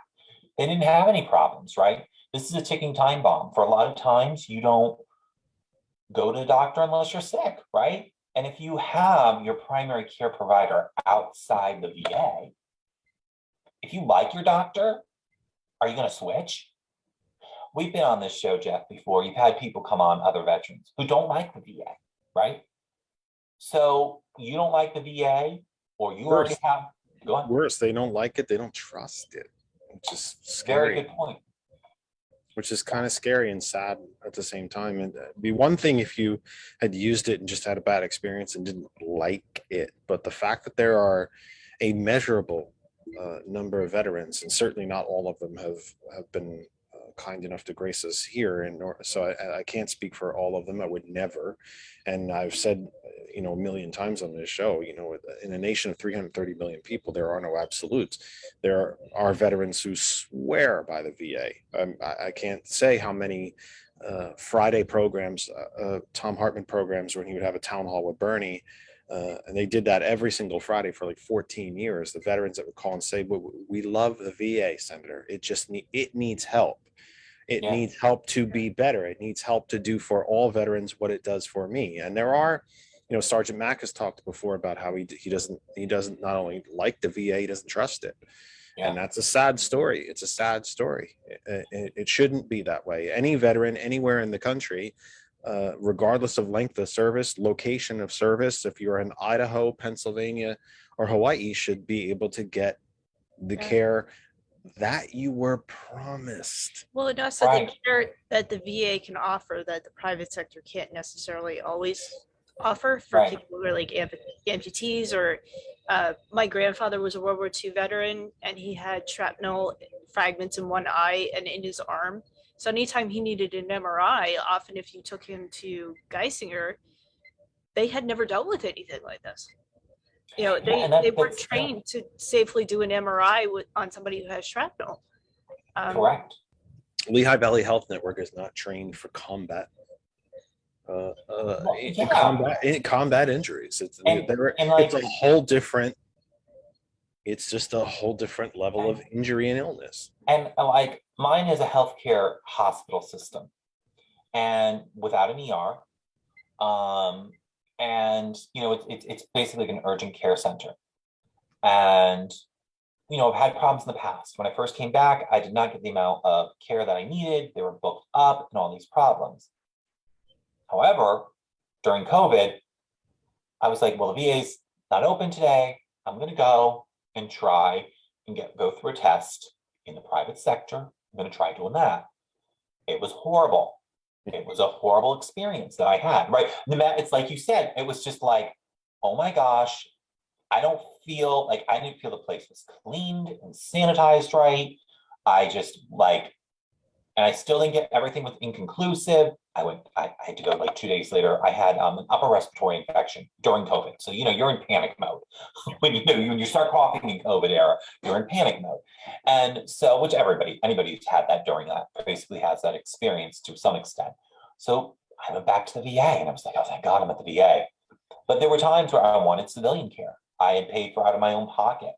I paid to get civilian care. So even for an individual, it can just depend on the time and all other variables of what your experience is. Like it just happened to be, I'm like, I'm not going to a rinky-dink place. I need to stay at the VA for COVID related stuff because the protocols are very strict. They had government protocols in place and they were following them. And so I felt like I might not get sick here. People will take the right precautions. I was military medicine, and it's similar to that with the VA in a lot of ways. So those experiences are kind of unique in terms of it can even change for the individual, right? It can change over the course. So what is there any, I'm sure you could take a very long time to answer this. It's not a simple question. Is there any, let me back up. So what does the legislation do? Does it, Right. Okay. So let me explain this. Well, does it start by just So there's two bills. So let me go back and backtrack and let me explain. I have some understanding where it is. Questions here somewhere. I'm not building up. Healthcare, we can go on for we can talk every week for 3 hours about healthcare and never cover everything in the rest of our lives. So there's a House bill, which includes all the things that I had laid out. And I posted that graphic on our page. Right. So you can get compensation for it. You can get the healthcare you need. You can file a disability claim. It also allows, if you have a proof, which it's presumption that they assume that the veteran has been exposed to it. You show your DD 214, you show you were in a place where there were burn pits, it's going to assume you had exposure. Republicans don't like that. They don't want them. They're like, well, we have to have some way of proving it's related to burn pits.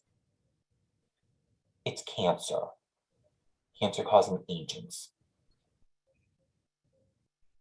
What the Republicans are pushing in some, in the Senate bill, so that's the House bill, gives them compensation, allows it to be to the benefit of the doubt to the veteran.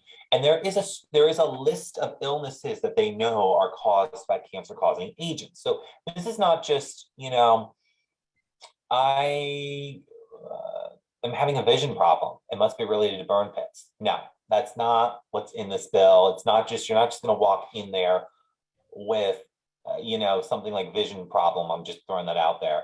And automatically, oh yeah, you were in burn pits, we'll just link it to burn pits. Very specific language in the bill of illnesses. Like there's cancers, there's lung diseases in there, et cetera. I won't go into like the whole nitty gritty. I'm trying to be a little shorten this up. The compromise is to, while they're quote unquote researching it, is to extend healthcare for the veterans for 5 years. Two problems with that. One, going back to, if you didn't sign up during that 5-year period, you're not getting it. It's only the people who are currently on that 5-year system are going to be expanded it to 10. So if you deployed in 2017 to Afghanistan and you're back, now you would be able to, and you're about to expire in say June, you would get 5 more healthcare years. But the OIF, OND veterans, the Iraq and Afghanistan war veterans, sorry, the fancy schmancy acronym I've used, most of them were from that 2001 to 2016, the vast majority. So this bill does not even cover the people who are most likely going to be exposed by expanding it by 5 years. From the language that my understanding is, here's the hard part, is they don't want to put everything out there on the table. They're talking behind closed doors, and there's good lack of transparency. I could be calling them out and they'll be like, no, you got it wrong. We're going to change it. But the current language and the understanding as it is in this moment is because if you look at what the VA criteria is and you see what the expansion is as per it, without putting that language clearly to us, that's what they're saying. Well, we're just expanding it. So this is what they're going to do. Well, I do concern about it. And that's why we're doing some research on it. But we're going to expand those for the next 5 years for all those veterans to get their health care. Next question. It's a talking point. Yeah. It's not a solution. What's the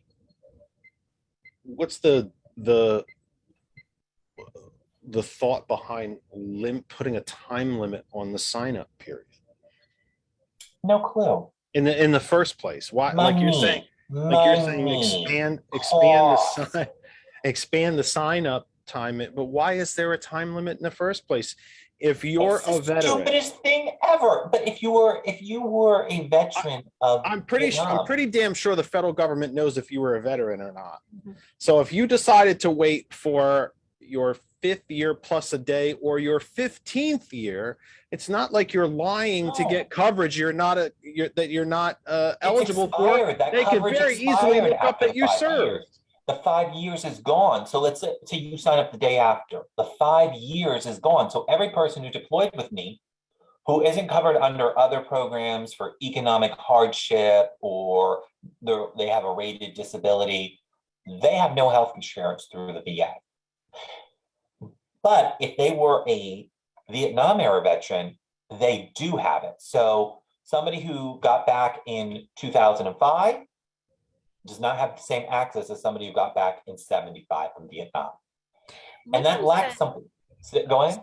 No, I'm sorry to cut you off. Go ahead and finish your thought. I'm sorry, Christopher. So that's great. Go ahead right in there, Christian. I think you can see through the malarkey that is. I was just going to ask, Never a bad time to say malarkey. was that a post-Vietnam change to the VA to to make it more difficult for veterans to access the VA by putting a time limit on it? So here's what it is. So every time of service, you get different access. And I don't remember what administration did that, but they basically said, let's honor the Vietnam veterans, let's give them their health care, they get it for life. So every time period that you serve, you have different benefit packages. I did not realize that. I thought it was just one standard. You're a No. veteran, you served. Oh, Is that, How it should be. What the vet, Right. what, Kristen, you hit the nail on the head. I don't even need to go any more further than this on the healthcare issue. If you're a veteran and served, you should be able to go to the VA. Now, I'm not saying you need to get everything paid for. I'm even cool with copays. You know, I mean, like, hey, but let's get you health insurance through the VA. And if you served your country, you should get it. It is conservative. What do conservatives like? They like hierarchies, right? Well, you're this special veteran over here, so you get these benefits. But if you're this veteran over here, you don't get that benefit. And it's fundamentally really a labor issue. Because what is it about? You know, it's interesting when I go around, some strong people really understand it in the general public out of institutions. Churches, not so much. They respect you. Businesses, they respect the service. Businesses say, okay, what tax incentive are we going to get for hiring veterans? That's what businesses want to know. Of course, I want another tax cut to hire the people they're going to hire anyways, right? So they can get some brownie points for tax cuts.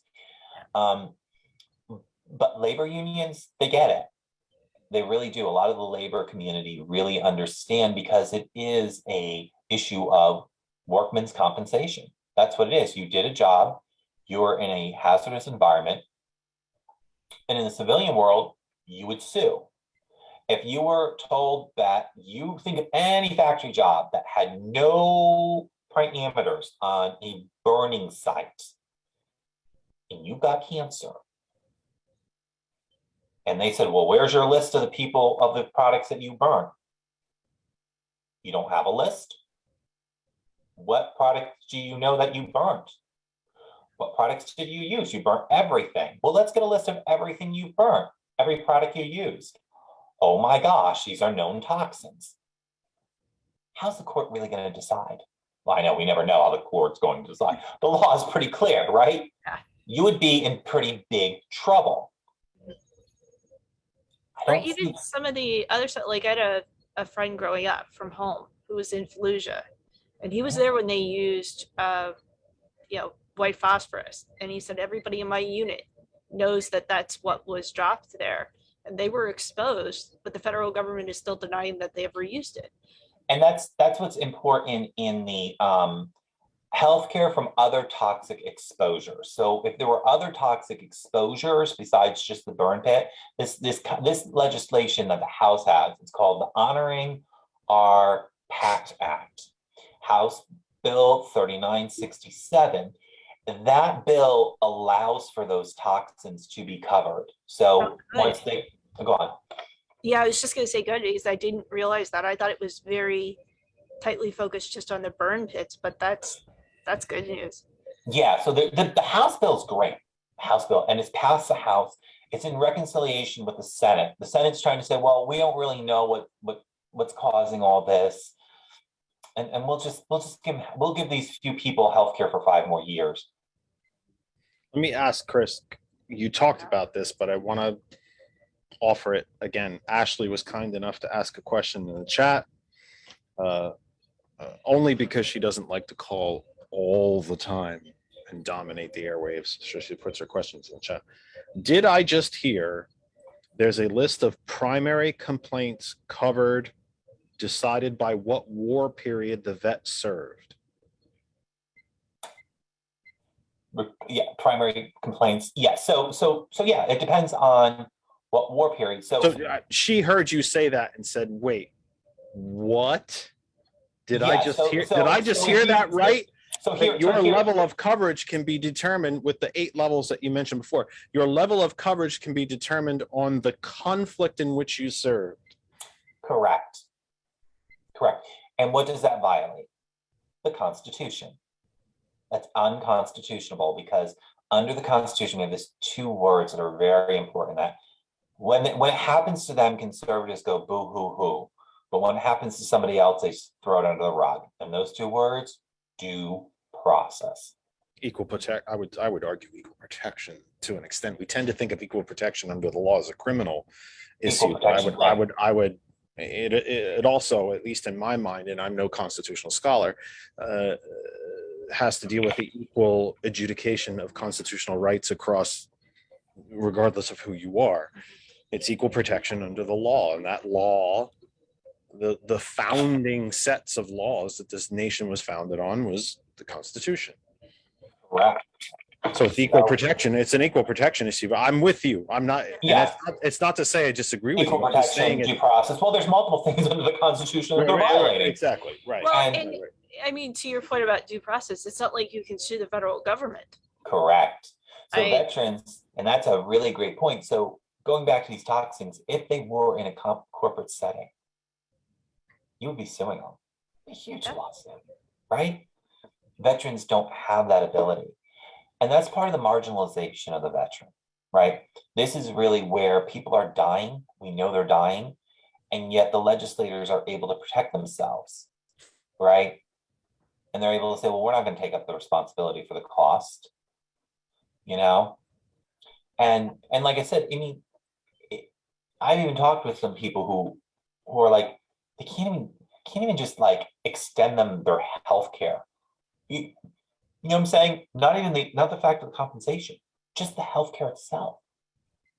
They can't even do, right? You can't even just be like, I can't even get the treatment for that cancer. What do we know about cancers typically? The sooner you catch it, the higher your likelihood of survival is. So these delays, these denials that whatever's wrong with you didn't come from your service and didn't come from us, and we don't have to cover it. You're literally talking about thousands of vets, and that might even be underestimated. 3 million. But 3 million are estimated to be exposed. So the longer that they have to wait, that you name it, what's going on in here, if it's cancer, if it's emphysema, if it's neurological damage, which we saw from the veterans that had to put out the oil fires from the first Gulf War, the neurological damage. Right. The longer that these denials of care are allowed to carry out, their chances of survival each day quite literally decline. Yeah. And and two, a lot of people have they don't have great health insurance. So, right, and you have these high copays. But when you have the VA and you have this lower priority group, a lot of times it helps families out a lot too, because they have a primary and a secondary insurance. So your VA turns into, with your high copay, you might have some copays, but you have that is becomes your, I think when you file, because you use the VA system. So like if I was to have a health insurance and I was in, hypothetically speaking, I'll use myself, Section 6, and I have a $30 copay, and my health, my 60% plan pays $40. Well, that is 100% covered. So now you can stack those insurance coverages, right? And that's what a lot of veterans really enjoy, is the ability to have those dual, it's called primary and secondary insurance, right? So your primary is there, you have a high copay, but that's secondary insurance. So it helps a lot of the veterans out in terms of a benefit. And, when you go to war and you see Vietnam veterans, oh yeah, you'll come back and you'll get taken care of, because that's what they do with the Vietnam veterans. So here's the thing. That group is automatically for going to war. You can get health insurance through the VA if you have a disability related directly to the war. Okay. So you can, if you prove that, you have PTSD from the war, and you have, go back to my one friend, the emphysema, asthma. He was saying he's rated at 10% for that and some other conditions. He's at 30%, but because he's in the 10% bracket, he does follow into a VA grouping, and I want to say I forget which number it was, but I know his copay is $30. I just know that. So he does have that health insurance through the VA for that. So it's not like the veterans come back and they don't get it, but you have to still file for that.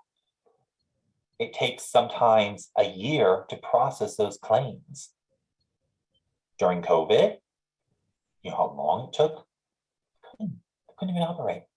So rather than just coming in with your DV 214, handing it in and say, hey, look, I've been coughing a lot. My lungs are really feeling on fire. You got to go through the process. Well, what are we going to do? We're backlogged. Do you think that's a deliberate backlog? Is it a lack of, in the same way, you know, Senators Warren and Sanders, and if I'm not mistaken, Sherrod Brown and Sheldon Whitehouse as well, have told us that have tried to educate us that the reason, believe me, I'm drawing an analogy. It's going to be a long one. I'm getting there. The reason that we don't audit rich people anymore at the IRS is because the IRS is significantly, profoundly understaffed. And it's quicker and cheaper for the IRS to audit poor people. Yep. Because the paperwork is quicker, the process is quicker, and they can't afford lawyers to fight it. Are we talking about, when you know, the IRS is there to collect taxes, we get all that, but if they don't have the people to do it, they can't collect them. So are we talking about somewhat of the same thing here? Again, to draw a very long-winded analogy, but are we talking about the same thing? The backlog at the VA is because there's simply not enough people working at the VA. Jeff, did you ever hear of STB, Starve the Beast? Yeah. Grover Norquist famously saying that he doesn't hate government. He just wants to shrink it to the size where he can drown it in the bathtub and kill it. Is They it want to kill. is it But what- still yeah, go on. true, Chris, that TRICARE and the VA are on two different data systems? Data systems, yes, they would be on data systems. I know there are some types of cross communication, but they're different insurance systems. Okay, because I At the thought military- I had read. Oh, sorry. on. Go ahead. I thought I had read a couple years ago that that was part of the problem creating the backlog, because they had to Yes. manually take the file from the VA or the TRICARE and then manually put it into the computer system. for the Yes. VA. So there's 3 forms of healthcare, really. There is, technically TRICARE is their company-run insurance company. So like, you know, a company would have a health insurance company. Mhm. But it gets a little weird in terms of, they did fix it somewhat and they kind of are in the same system now, but it's a little bit odd because you have like the insurance side of things, and then you have like, I didn't send a bill to TRICARE. I just treated people. There was no insurance company. There was no internal process of filing for healthcare when you were deployed to Iraq. It was just part of the Army's operations. So there's like TRICARE, you go to like a civilian hospital and you were sick, that would be covered under TRICARE. But then if you were in your unit and you had the sniffles and you seen a medic, it's theoretically TRICARE in theory, but not really. I don't, and that's like a little bit of a gray area. Having been a medic, that's just like a gray kind of zone. You know what I'm saying? It's like kind of going to a school nurse, right? Are you, yeah, like, so it's like the school nurse isn't really part of the healthcare system, right? Like what, it's just a school nurse, right? And or what's one of millions of Americans' primary care provider? They're pharmacist, right? A lot of Americans have to walk into the pharmacist and say, do I have to go to the doctor? Pharmacist knows they have to figure out like what they can do OTC, right? You know, I mean, look, during COVID, anytime I got, you know, if I thought anything was questionable, I can't go to the doctor. They're overbooked. I'm going to talk to my pharmacist first. You know, I do sometimes, you know, can't get into the doctor, talk to my pharmacist. It's overbooked medical system. So yeah, so part of the problem was that they did get them down to an average of a short 120 days. But you know, 120 days, you file. That's from when you get reviewed to approval. Okay.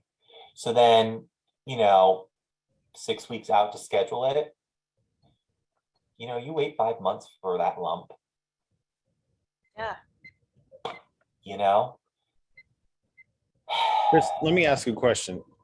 Before Senator McCain passed, he and Bernie Sanders worked on providing billions of new dollars into the VA. Mhm. Has that money helped? Yes, absolutely, yes. The VA has been better. Has it gotten where it was supposed to go, in your opinion? Okay, two Or is steps that, forward, that's, one step backwards. they're way different. Yeah, okay. They're way And different here's questions. I seen things decay under Donald Trump. There was a lot of things like they set up a White House hotline for veterans, which was good, which is a good program. And I will, veterans could call there and get involved and help them out. But we talked about this. There used to be at my VA hospital 24/7 care. Now it's Monday through Friday, 7:30 to 3:30. Now the rural hospital in my community is closed. So for all of us, for me, it was like, if I need to go to urgent care, it was 24 right down the road, 10 minutes. I had a hospital 10 minutes down the road. Believe it, the hospitals were next to each other, the VA and it's very, I don't know what the relationship is there, but they were next to each other. It was like a nursing home, a hospital, was a hospital, and a VA center.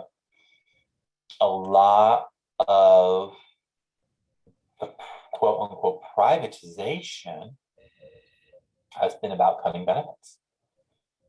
Well, Right. that's, you took me right where I wanted to go, especially getting up to the top of the hour. Single payer advocates, healthcare reform advocates will hold up the VA as an example that we already have a single payer system in this country. It's called the VA. Do you think that's still accurate?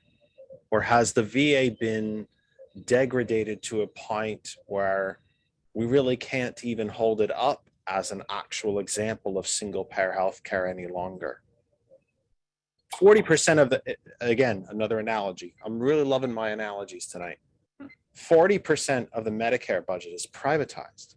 It's Medicare Advantage plans. Right.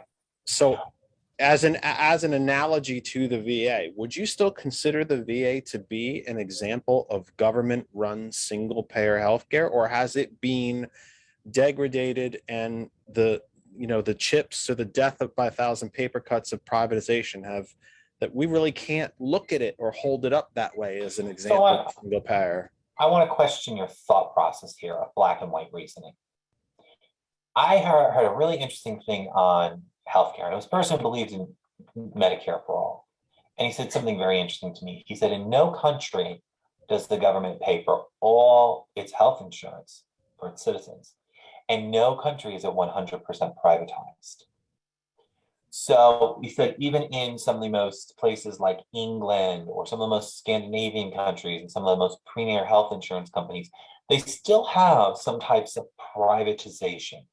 That you pay for on top of what you are entitled to simply by being a citizen. I think that's a bit of a narrow way to look at it. But I would say, as the VA goes, if we're thinking in terms of it being, answering your question, it's still a single payer health form. I guess that would kind of be like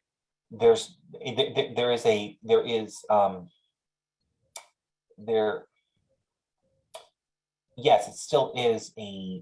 In your mind, it still qualifies as a good example of single. I would say it's a good example of how government can provide health insurance. I think that what's really hard about your analogy is even going back and back and back. If I had a heart attack tomorrow, hypothetically, heaven forbid, knock on wood, and I had to go into the ER and stuff, I'm not going to the VA. I'm not going to my urgent care center. It's going to be through there. I'm going to get my through Penn Health in Philadelphia region. It's probably what the overarching. So if anything the VA can't do, this has been for as long as I know the VA system, everything that you can't do. Trauma 1 unit, I get in a bad car accident, I'm not going to a VA hospital. I am going to being flown in a birdie over to Philly. Okay, heaven forbid. Right. Once again, knock on wood. So the VA, it's almost an HMO in a way. Okay. So it's not set up for those things. It's right. not. Right, It's so, not- so I don't think it ever has been, and like I said, I think the allowing for, I think you get 4 per year that you're allowed to go for like free or something, urgent care visits for any veteran, is a bit of good improvement, even though it's a private sector. Because, urgent cares have really helped. We now are starting to see the downside of urgent care. And what is that? The closure of rural hospitals, right? Because they lost all that revenue from the sniffles, right? I know I use that expression a lot, but like they're losing That's that true, though. revenue. They're losing It's that true though. revenue. And the massive over prescribing of antibiotics and things like that. Yeah, yeah. Well, But and that's, removing departments too. Like the Yeah, big yeah. thing we've seen in NEPA is everything is turned into an emergency. Yeah. The cut, a cut in your finger, like Chris says, the sniffles, everything's turned into an emergency. And you go So into an let's go to urgent that cut in the care. finger. The cut in the finger, when you can't after 10 minutes of hemorrhaging, bleeding, basically you need to get stitches. Before you would go to the ER, you got to get stitches. Now you can go to your local, Urgent care. urgent care. right, which is open from 7 to 8. Mhm. Not open at 2 o'clock in the morning when you have a heart attack. Yeah. So that revenue stream piled on top of COVID. I mean, we are in a crisis of rural hospitals closing in this country. Yep. Just think about what you just said. That the functionality of a building and the people that work in it, whose primary, if not sole function, is the care of the human body, Mhm. is based on a revenue stream. We just saw the Major League Baseball Players Union and owners come to an agreement this week, late last week. And throughout the negotiations, that's one of the terms that we heard so much, that the players weren't getting their fair percentage of this revenue stream, and that the owners were seeking new revenue streams. We're talking about what is, and I don't even quite know how this can be an opinion as opposed to a fact, but I know that it's considered to still be an opinion. We're talking about the fundamental human right to be able to see a medical provider not being able to continue or remain open because of the revenue streams aren't there. And So it's I would- kind of where I would push back on your friend that mentioned to you that there's no 100% socialized and there's no 100% private. I would grant that general feeling, but compared to the NHS in the UK, Mhm. yes, you can buy additional insurances on top of your NHS protections and coverages, except that you don't need them. And they don't really fill in anything that the NHS does not provide. But you can still have them. If you are wealthy enough and you want them because you want to have a nose job, that fancy insurance company might provide it for you, or they will pay for you to be in a nicer room or in a single room with a bigger TV and a fluffier pillow. But you are never denied anything because the NHS is there and that's what it's there for. Jeff, let's hypothetically say you're violently ill. You have to go to the hospital. Do you really care if you have a private room or not? Or are you going to care when you're having a heart attack that you're able to get in the hospital? Oh, Yeah. You pretty much are going to care that you get in the hospital. Yeah. I absolutely agree. So here's the big $64,000 question that we never talk about. What is a hospital? It is a natural monopoly. When you have an emergency, you have what's called the golden hour. After 4 minutes of not breathing, you start to lose brain function. Time is not on your side when you have an emergency. you need to get to the ER. And you're going to go to the ER that you can get to fast. They're going to use LSD. That's what they used to say. We're going to use LSD. You know, that stood for lights, sirens, diesel. You're going to use all of that and get that person to the hospital.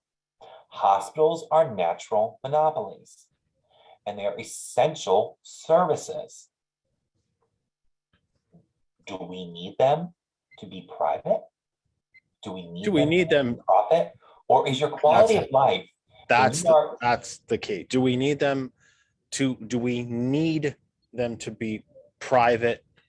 I think there are folks on the other side of that who actually have reasonable, cogent arguments to say that they talk about the free market and quality controls, et cetera, et cetera, et cetera. But do we need it to be profitable? I think is perhaps even the more key question. And you can have profitable hospitals, but like your urgent care hospitals, the ones where you need to go to in an emergency, are pure profit.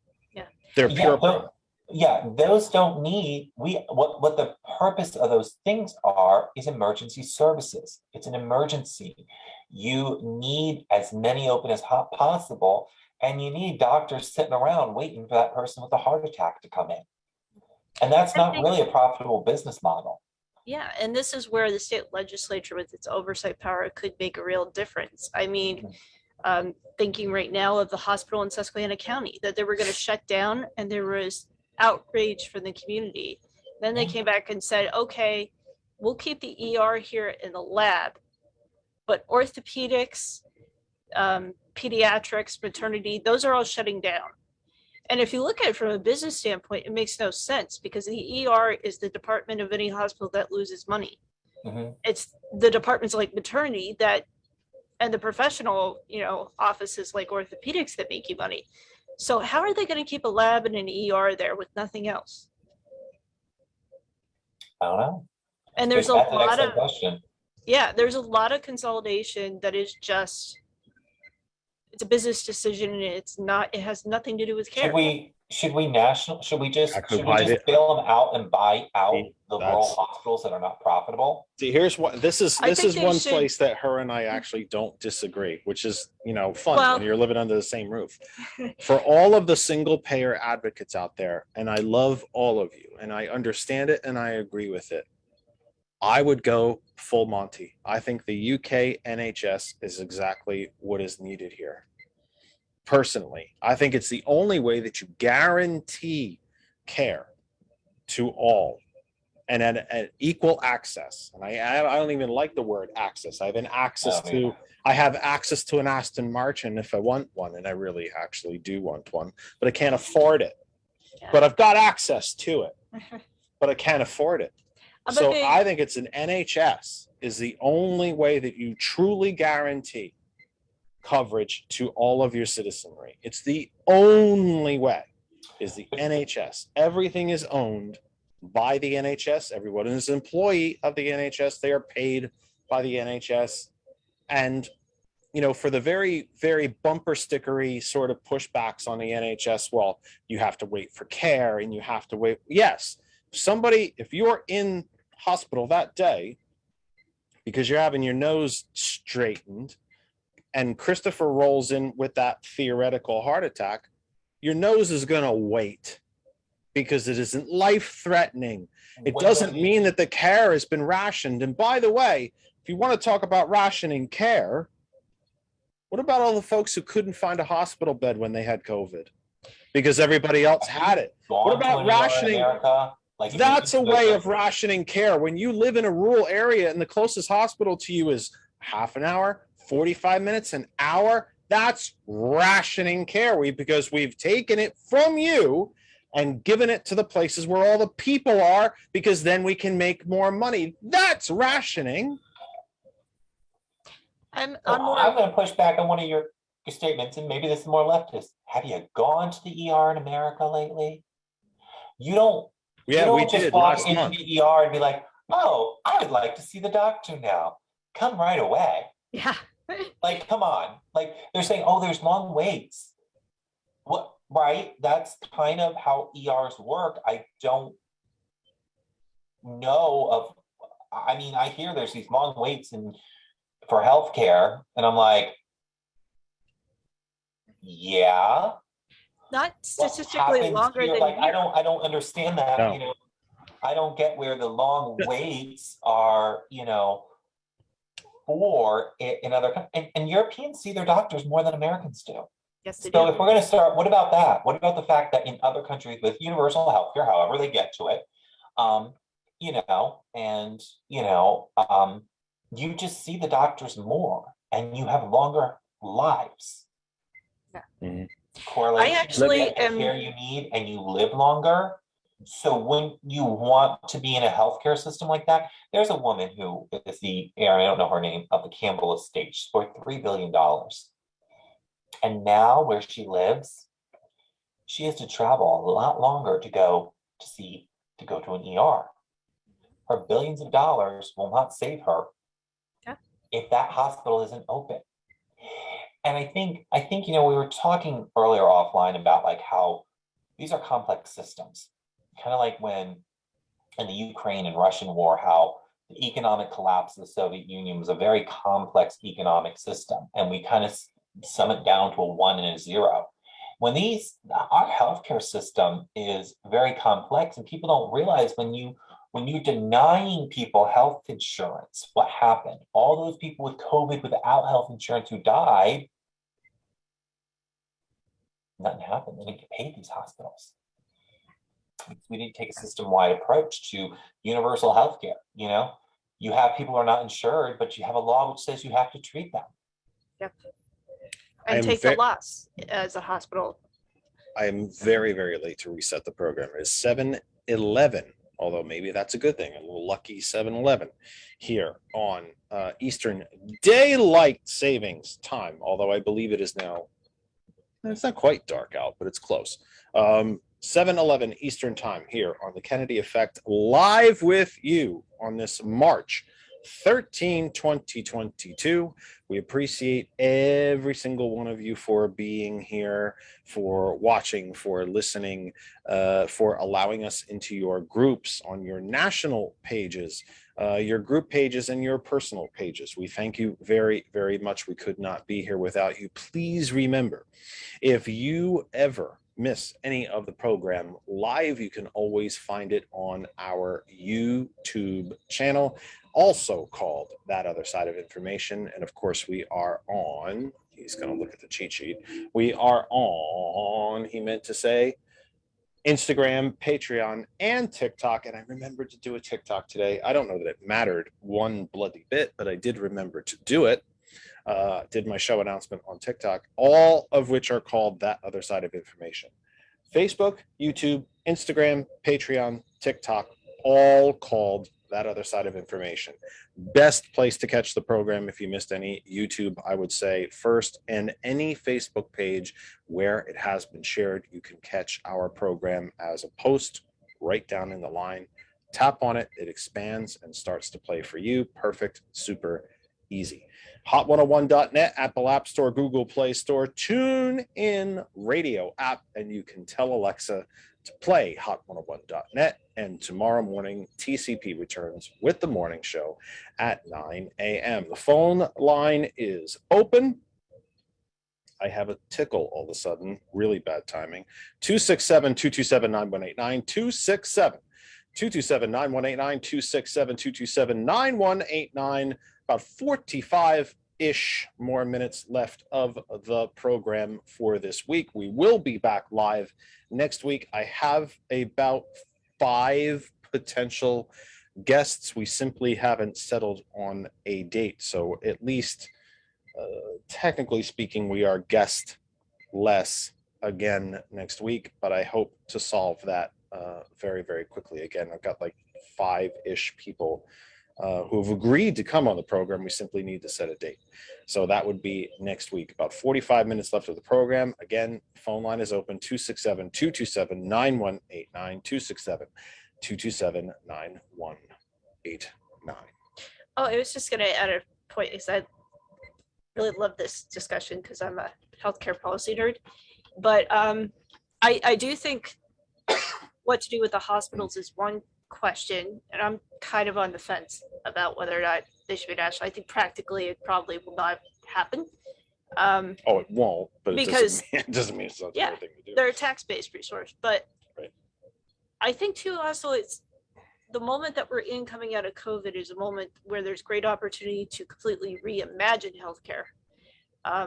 Like I'm a big fan of the French system. I like the fact that if, like, when my dad had his heart attack and we dialed 911, if he had lived in France, the entire medic team would have included someone who was an anesthesiologist. It would have included a doctor, and your paramedics, like we would have in the United States. And they would treat my dad in the field, stabilize him, and then when he got to the hospital, he would bypass the ER and go right to cardiology, which makes so much more sense than what happened the night that dad had chest pains. And I put him in a car and I took him to the ER, and we saw like 3 different doctors until somebody said, okay, I think we need an echocardiogram. And then we waited several more hours for the echocardiogram, and it's just, there are also so Meanwhile, many. you're actively having a heart attack that entire time. Thank God he wasn't having a heart attack that night, but there are so many different layers of Yeah. inefficiency in the system in a lot of places that I think using something like what Pennsylvania created, the PA rural health model, to try to save a lot of these rural hospitals and to get them into a voluntary program to establish global budgets as opposed to fee for service. While it's not perfect, it is like that first baby step to a single payer system, because we could start enacting an all payer system like Maryland has made their healthcare much less expensive than ours. We could start, since it is a CMS Innovation Center program, we could also start doing things like the French have done with their paramedic teams. It seems like sky's the limit. It just, in my opinion, and I'd be interested to hear yours, it seems like the motivation to do so has just very quickly faded and evaporated. Nobody's satisfied with the system, but it just doesn't seem like the will is there to do anything.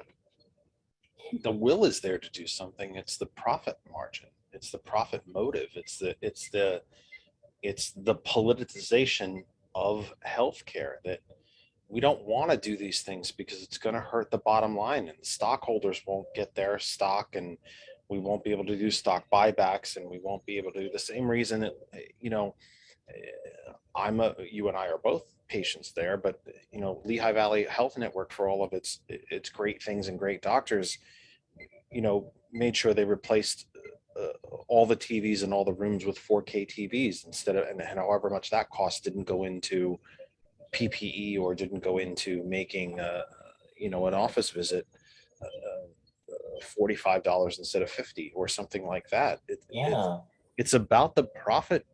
Oh, I motive totally agree with that. entirely. And the inefficiencies But that are I've in the been- system are built into the system because they're all profitable. Yes. The inefficiency in and of itself is I meant profitable. from elected officials, like we've lost. Well, because they're taking, how much are they taking from it? How even many PA legislators are taking money from UPMC or from Highmark? And, there's a union. Yeah, but I mean. There's a union official in the PA who's owned by Highmark, who's on their board. The legislator who introduced the single payer PA Sorry, bill guys. the last time has completely walked away from the bill, and she's a progressive. Yeah. So beaten down. Well, what I go back to your interesting thing about the French system, and it made me think about how where I was in Iraq, and what we had at our aid station was kind of in the base and everything. We had a physician assistant on staff, and like, when it's such an emergency like that, shouldn't we be sending out a primary care provider? Even somebody with, can start diagnosing, can start doing more advanced care. They can hop on the ambulance. Something as major as your situation can kind of start getting everything together and then say, okay, this person being a primary care provider, what do they call it? Admissions access to admissions access, right? Can do that, can roll out everything, has the medical skill set, or a trauma nurse practitioner right? That would be great to put get more nurse practitioners, master level, right? Emergency medicine, they get their basic BSN and they go for 2 more years. We're able to get it there, and then they're able to kind of push things out. That would be really, I think, I've seen it work very well in the Army. And I think in a lot of ways that would be, I could really have some advantages to getting that golden hour, especially if they're able to push, like, a lot of things it's push meds, right? The right meds to stabilize, and it's that stabilization, right? We want to stabilize somebody so we can get them into wherever they need to be. And that absolutely could be, we could improve our healthcare system. But it goes back to how profitable is that, right? Before we leave this topic, because there's other stuff that you and I had said we wanted to get to on Oh, Friday. Sorry. I wanted to, but before we leave this topic, I just want to be very clear about something. And, the last thing you hear is usually the first thing you remember. So before we leave the VA, veterans, and healthcare generally, I really, I'll get some stick for it, but who, again, please be clear, who is fighting against the burn pit bills? GOP and Blue Dogs. I have to look through all the people, the voting record, but it is, Tester was one of the senators who kind of put in the Senate compromise bill. Yay. Yeah. And then it's, look, this is the bipartisan bill. And it's so much cheaper than this Democrat bill, which is. What was the vote you were telling me about just this morning? Dan Muser voted against this bill and said because he was worried about the deficit and he wants it to be more narrowly focused. Yeah. Isn't it funny? We only worry about deficits when it's regular people who might benefit from something. Oh, speaking of regular people benefiting, or in this case being burdened by something, Chris, how much are you paying for gasoline? Well, you know what I'm paying? I'm paying a price I'm willing to pay. You know why? 2 reasons. One, I have the ability to go places. I don't want $1.99 a gallon gasoline being on lockdown. I really love the fact that we have a vaccine and I can go to the gym, I can go to the grocery store, and you know what? I'm grateful. I'm grateful that I can go to the grocery store. There are people right now in the Ukraine who can't go to the grocery store, who can't get water, who can't drive their car. So I'm very happy with what I'm paying for gasoline right now. It's going to happen. And I said this earlier, I said this when we were doing our year in review. One of the things that we don't think about oil as is the leverage that the authoritarian regimes have over us, right? They have leverage to keep us in play. This is just an ongoing battle that American soil got attacked in 2016 when dictator Putin decided to mess in an American election, something that no premier in the Soviet Union ever dared even dream of. This is simply another part in this war we've been fighting with Russia. And war is expensive.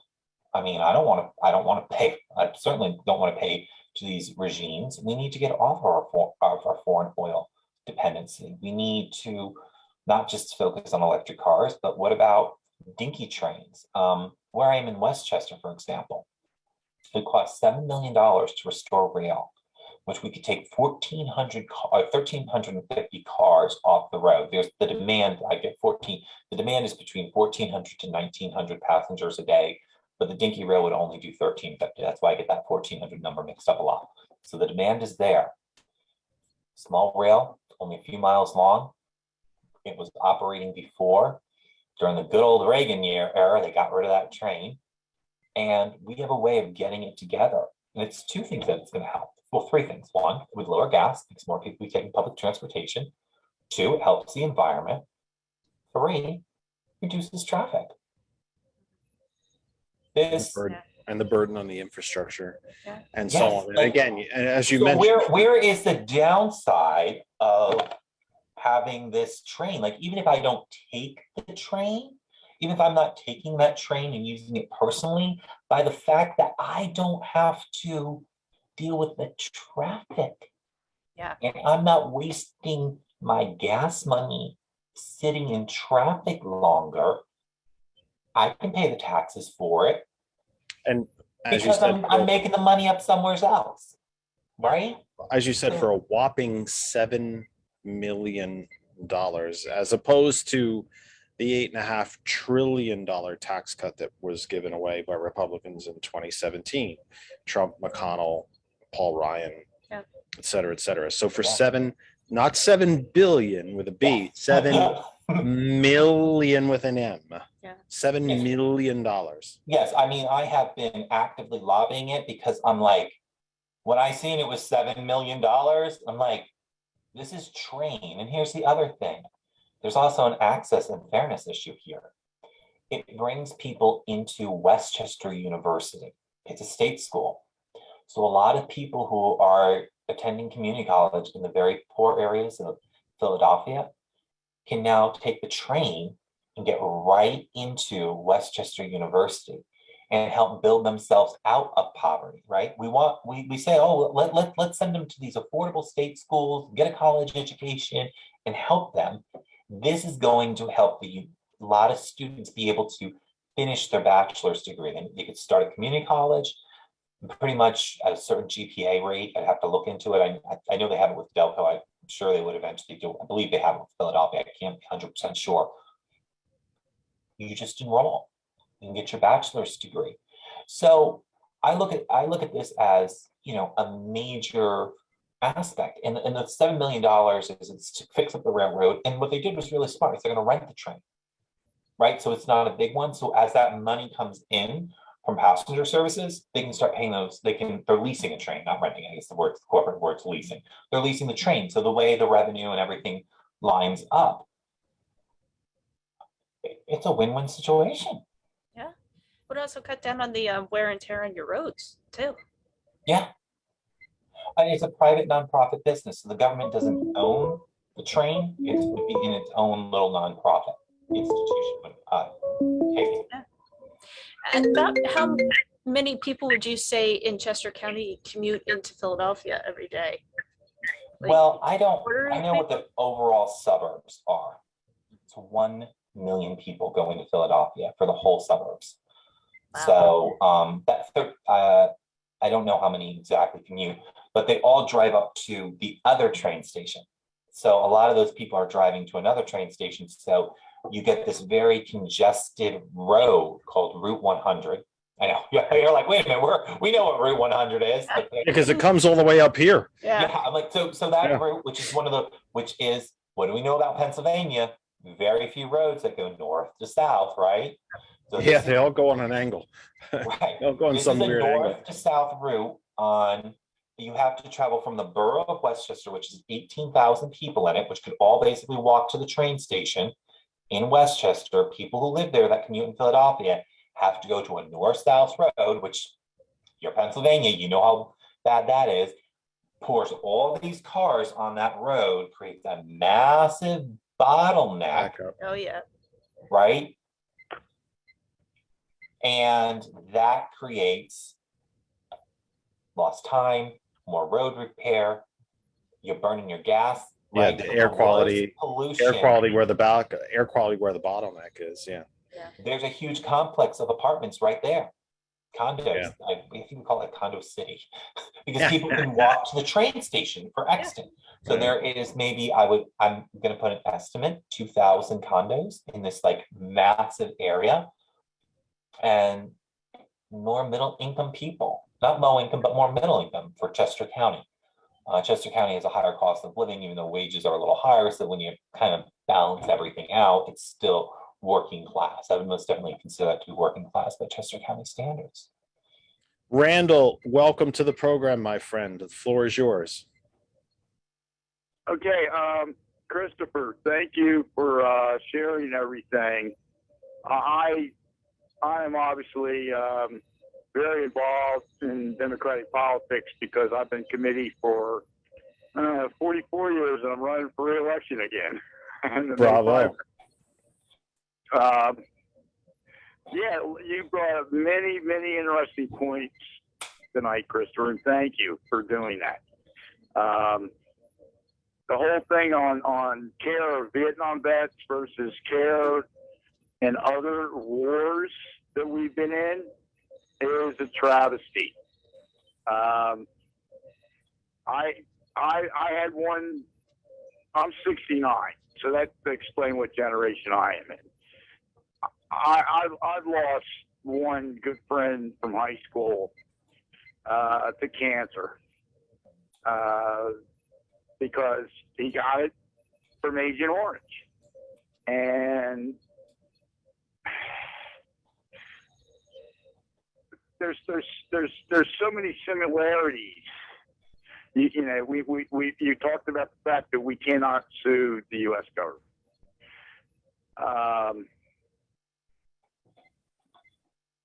Back in the late 70s, here in Delaware County, PA, down in the city of Chester, down where the soccer stadium is, down where the bridge goes across to New Jersey, Commodore Barry Bridge, there was something called the Wade Dump. And the Wade Dump fire, every firefighter that responded to the Wade Dump fire, every police officer that showed up to the Wade Dump fire have long since died of multiple cancers. Yeah. Because the Wade Dump had over 1 million, maybe 1.5 million, maybe 2, nobody really knows, 55-gallon drums of carcinogenic waste. Yeah. And when that fire burned, and back then, for example, firefighters, they didn't have the type of scuba gear you have today, which is positive feed. They had back then, they only had what was called on demand. So you would breathe in on demand, and then there wouldn't be positive airflow. And so fumes would get in around your mask. Right. When you know, and that's how they got exposed. Right. You know, and go on. So anyway, the Wade Dump, by the way, this is just an FYI. That was the first Superfund site in America, and that was one of the reasons the EPA started the Superfund, was because of the Wade Dump fire in Chester. Look at the first responders in New York City after Yeah. 9/11. They suffered all. I shouldn't say suffered all the same thing, but you get my understanding. They you know, they're all dying from cancers. They're, you know, no family history, no some of the cancers were previously it's a word I'm looking for, undiscovered. Yeah. They were previously undiscovered. They're dying from all COPD. you know, from our the former governor of New Jersey was governor when I was on the school board in New Jersey, you know, flat out lying to everyone, absolutely lying that the air quality was fine down there, when, by the way, she has said since she knew differently. Don't know where that criminal prosecution has come from, or even the civil lawsuit for that matter, but lied and has since admitted such, that she was ordered to tell people it was fine there. And so we see it together. We see it all together. We see it in the fire that, that Randall's mentioning. I remember still working in New Jersey in a section of Interstate 78. There was an overpass. It was in the sometime before Route 24, so it was in the Essex County area, but it was a little further out from Newark. There was a tire dump underneath it, and it caught fire, and it burned at such temperatures that the superstructure of the overpass failed, and it had to be completely rebuilt. And all the people around there, at least for a brief time, there hasn't been long-term effects, thank goodness, but they all got sick just from the smoke. And Christopher's right. You can drive, it's become kind of a prototype, I guess you'd say, a stereotype, not a prototype, a stereotype of New Jersey that, if you go past the refineries on the Jersey Turnpike, especially, Newark Airport on one side, the Newark Port Elizabeth refineries on the other, it just doesn't smell the same there.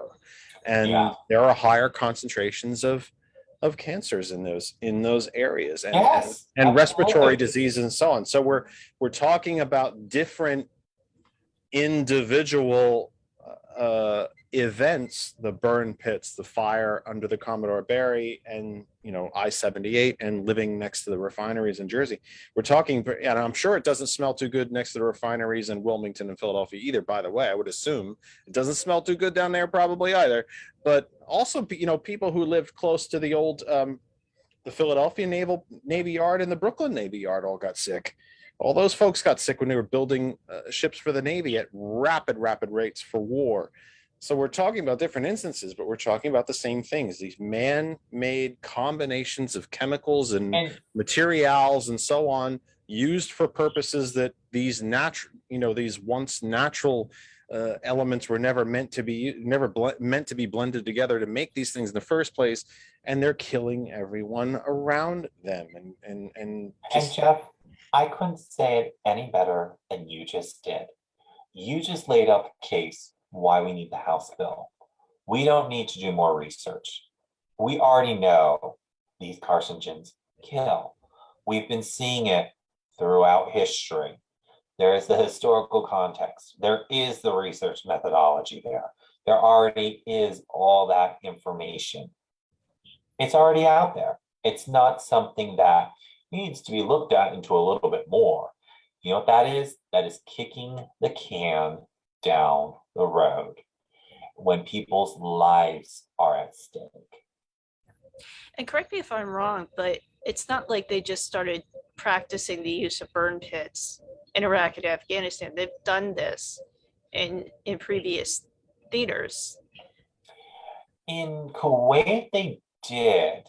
There was more concern, particularly in these wars, about leaving your garbage behind and like what the PR would be like if we don't destroy our own stuff and we're dumping in our own country, and the risk it would take to haul the trash away.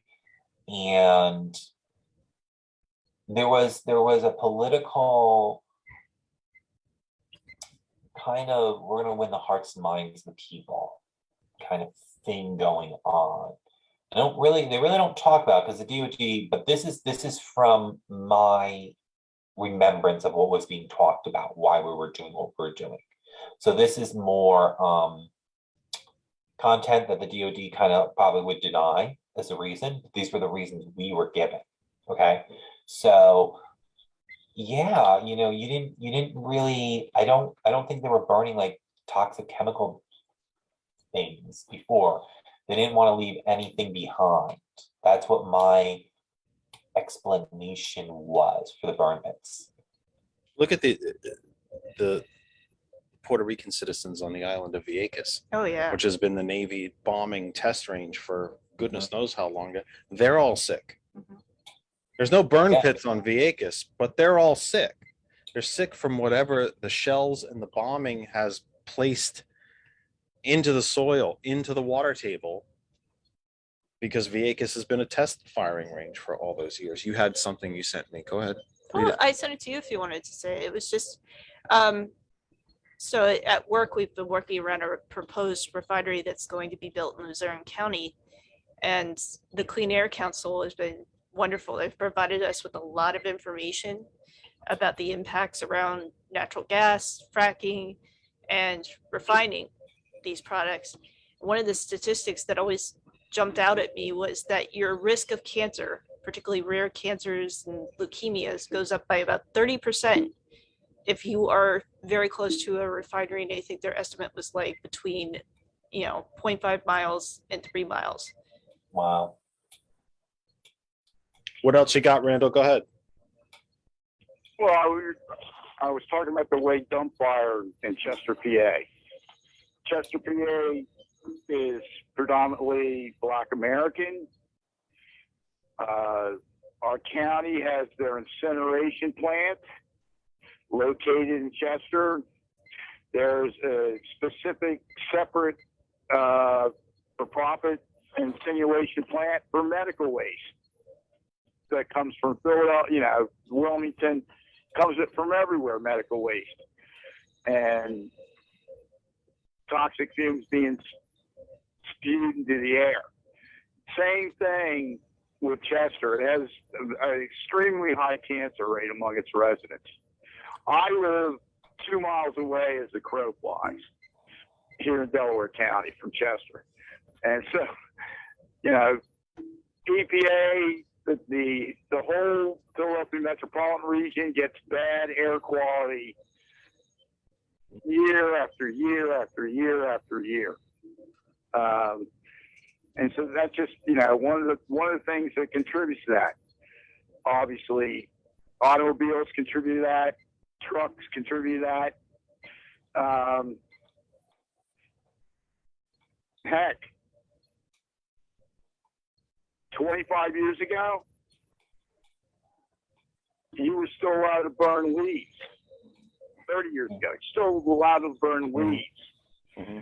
And at that time period, that's what I did on my property in suburbia with houses right next to mine. Burn the leaves. And then somebody pointed out to me. In some of the rural areas, they still burn everything. Somebody pointed out to me that they have asthma. So I quit burning my leaves. And I got one daughter with extreme asthma. I've got 2 of my 4 grandchildren with extreme asthma. So I can totally relate to what we've done to this planet, what we've done to ourselves. That's the key right there. That's the key right there. I think even in all of the altruism, all of the facts and science behind the environmental movement, and the facts and science in the healthcare debate, we tend to overlook the fact that we've done this to ourselves. Yeah. These plastics, these chemicals, the packaging, the internal combustion engine, the fertilizers, the what we treat roads with, what we even make roads out of.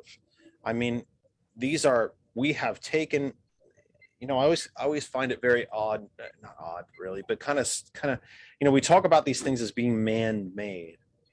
We are taking resources from the earth and combining them on the molecular level in ways they were never meant to be combined.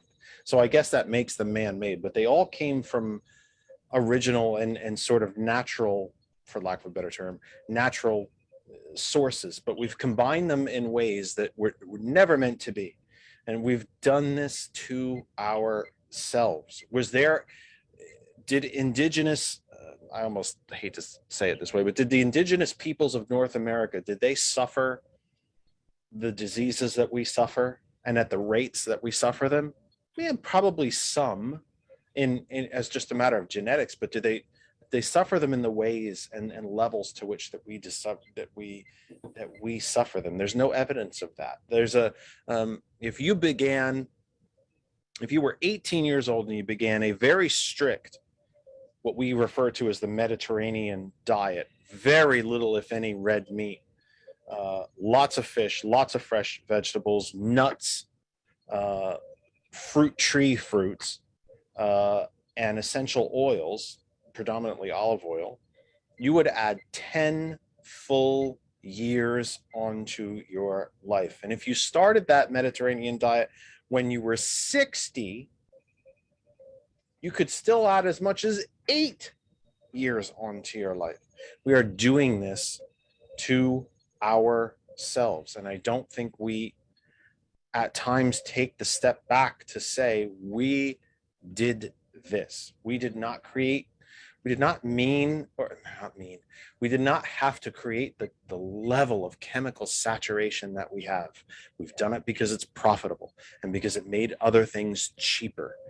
We have done this to ourselves, but that's exactly why the solutions to these problems can come from us as well. We know what the solutions are. We did this to ourselves, but we also know how to fix it, or at least we know how to mitigate it and make it better. We simply have to have the economic and political wherewithal to do it, because everything is ruled by the almighty dollar. But you know, you're not a very good consumer when you're dead. Yeah, and we also have to think about our technology, how far it's come, and what we can do to get rid of our dependency on these things. A couple of years ago, or a while ago when I came on, was before Ford introduced the Ford Maverick. It's a $19,999 pickup truck. I think it's 40 miles per gallon. Ford has come up with a way to make a hybrid have the same price as a ICE engine. You can order anything that Ford makes with a hybrid. They'll drop them in for you. You can order it that way. Any body style you wish. Yeah, and is it time to? The Japanese have been calling for us to really rapidly transition all developed world into completely hybrid. Even in the Build Back Better plan, we're only at 40% electric. Should we go 100% electric and hybrid? And that can be something that can be done in a very quick 2 or 3 years. Just Scandinavian countries have already done that. Sweden's already done that. Volvo doesn't make a fully internal combustion engine anymore, if I have that correct. And if you live, and some of them are. If you live in Iceland, Iceland was first to do it. Sweden has done it. I'm almost certain Finland has done it. The Netherlands have done it. France is scheduled to do it in 2030, along with Spain, Portugal. The UK, I think, is currently on pace, given the all too long control of the Conservative Party. I think they're going as long as 2040. I think the Germans might be 2030 as well. You will no longer be able to buy an internal combustion engine. The best, that's not the right way to do it. It's the wrong choice of words. The worst that you can do is the standard hybrid, but you must get what was the original hybrid. You can get a plug-in hybrid, or you can go fully electric, but no more fully 100% gas internal combustion engines for passenger cars. Now, heavy-duty trucking will still be done predominantly, if not exclusively, with diesel fuel. But if you're taking all the passenger cars and changing them over, it's a huge improvement. But here's the whole thing. Here's another excuse. Just because you need diesel does not mean you can't do hybrid diesels. Diesels can be done. Absolutely. And I think one of the things I think one of the biggest problems we have is not focusing on the diesel hybrid. The diesel hybrid has just been, we need diesel for torque.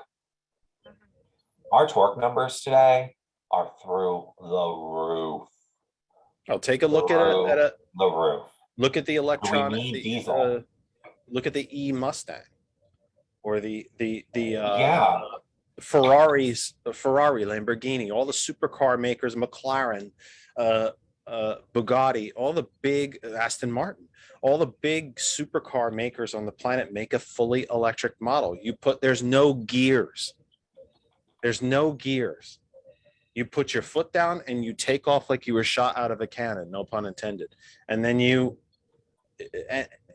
I think there's a passive resistance to electric cars, and that's from the kind of third party suppliers to the big car makers.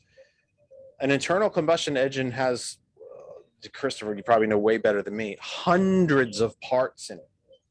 Right. Not an electric motor. Not an electric motor. No transmission, I just no wanted to- gears, no internal, no massive lubrication system. No, you put your foot down and you take off. And that's that. I would agree with that. I mean, I thought, in the beginning, I heard people push back because they were very much car people and they were like, I don't think it's going to perform the way that a combustion engine performs. But I think that has kind of become a moot point. I mean, there are times where I've seen hybrid cars go down the street. And if it weren't for the absence of the sound of the engine, I would never know. I mean. But the fastest car in the world is a Tesla. Yeah. Electric is superior, actually, in terms of torque. Torque's on demand. So when you have a petroleum engine, you've got to rev it up to a torque. An electric car, it's automatic.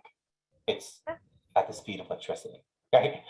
It's at the speed of electricity. It's simplistic, and the power is right on demand. My zone leader in the Democratic Party said, "Oh, we're gonna have a little fun." And we were in a parking lot. It was 9 p.m.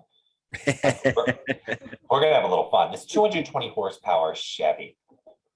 He floored it to show us what the torque could do. I was holding on me, of all people. I mean, come on, I've been in combat vehicles in Iraq, okay? I mean, I'm used to driving in some very crazy situations, okay? I'm holding on, like, oh my gosh. He's like, and he talked to me about, Chris, my car couldn't handle more than the 220 horsepower and the torque on demand. And that's what he said. He said, Chris, we couldn't handle it. He's like, so this was a Tesla, you said? No, this is a Chevy Bolt. Oh, the Bolt. Gosh, the Bolt. yeah. Like that is like the low scale of not exactly the best cars looking that thing people either. speak- Oh, that's a Chevy electric, like entry level electric car. Oh my gosh. The only electric car I picked was wow. But yeah, I do think it's time to, Ford has shown the way, and I think it's time to convert to a full hybrid system. And I think we need to, yes, we're going to get to 100% electric, but what we need to do is do what we need to do now. I'm concerned sometimes with our pushing everything down the road, kick the can down the road, not implementing the technology we have now, and particularly with the crisis, with the Russian war that they've declared war on us in 2016. We can't ignore that. We can stick our heads in the sand and pretend that we're not at war with them, but they're coming for us, and we need to. Mm-hmm. The world needs to get off that oil to get rid of that leverage, I believe, and it's a national security issue. Converting to this is not just it's an environmental issue on the one hand, which absolutely is an existential crisis on the one hand. There's two existential crises going on here. There's a person threatening us with nuclear power, and we need to get rid of this. So this is a crisis, and we need to act very fast. And Congress is not acting fast enough to get us off of our dependency on terrorist oil. We're looking to wrap up at the top of the hour. So Randall, last words, sir. Last words. Number one, one of my son-in-laws that was here for Sunday dinner, usual, he has a hybrid. Because he commutes like an hour one way every day to his job. I think hybrid is definitely one of the ways we should be going to get us completely off of oil. Unless the one component of Build Back Better is implemented, and that is the one that put fast recharge stations all across the nation. 500,000 of them, I think it is. That is one of the things that's really holding us back. Yes. And from electric powered vehicles, 100% electric powered vehicles. Mm-hmm. And here we go again. The GOP. They get most of their money from the oil and gas industry. to get reelected. It's kind of recycled money, though. I mean, when you give them, here in PA, when you hand them 3.2 billion of free money and they hand back, 0.01% of that in campaign donations. That's a hell of a return on investment. Best investment in the country right now is a Republican politician, and sadly, a few Democratic ones. But it's the best return on investment in the country. Democratic ones. Sorry. I said, and sadly, too many Democrats, Yeah, politicians too. Well, one is too many, but yeah, I'm with you. Randall, thank you, my friend. We're going to wrap up here soon. You have a wonderful week, and you stay safe. Okay. Christine, it was good hearing from you again, and Christopher, it was good hearing from you for the first time, for me. Oh, So always God living- bless you all. Have a good one. And you too, as well. Randall. Have a safe Thank week, you. my friend. Yeah. Chris, The other thing that I've noticed lately in talking to voters is they think these pipelines that were going to be built, like Keystone XL, Penn East, were going to give Adelphia, them free all of them. gas. Yeah. And the reality is a lot of the natural gas in those pipelines was earmarked for petrochemicals and fertilizer and plastic. Well, There's a you said something even more basic. They think that there's a significant amount of the population that is being convinced that these pipelines were going to lower the price of gasoline. Yeah. These are natural gas pipelines. They are different substances. That is correct. You are not going to Wawa, pulling out the pump and pumping natural gas from the Adelphia or the Penn East or the Keystone XL or fill in the blank pipeline and putting it in your gas tank. They're different substances. For God's sake, wake up, my dear friends. This is not going to help you. It was never going to help you. And oh, by the way, those pipelines are exactly what Kristen said. It's to take it to Philadelphia, Camden, Wilmington, to be processed, or as when it comes to Keystone XL, to take Canadian oil sands in their raw form, all the way from Canada. My God, where'd that come from? Canada, I just I made a love new it. country. I just made a new country. It's fun. You can do this stuff. Canada. I love Canada. It sounds really good. From the Canada Sands area down through the United States to New Orleans, where it would be refined, all of the crap, all of the sludge, all of the chemicals, all of the waste would be left in New Orleans, while the processed oil would be sent to Japan, China, the Near East. This is not about gasoline, folks. For God's sake, I'm begging you to wake up here. This is not about gasoline. If you want to know why you're paying so much, and Christopher's take on it is a unique one and not one I've heard, sadly. And I hate to admit, not one I've thought of. But if you want to know why you're paying, there's a cartel in this planet. Yeah. There is a controlled, closed market, not a free open one, Yeah. a controlled cartel of a handful of countries that are predetermining what you pay. Remember, planetary historical highs in net profits for the biggest oil companies on the planet. And they raise the prices more. And We're yeah, not going to pump out of the ground what we can pump out of the ground because it becomes more expensive that way. There are thousands of federal leases to drill for oil that are still out there that the oil companies haven't even touched or used yet. Yeah. President Biden goes in front of the nation and says this, and it gets no coverage. None.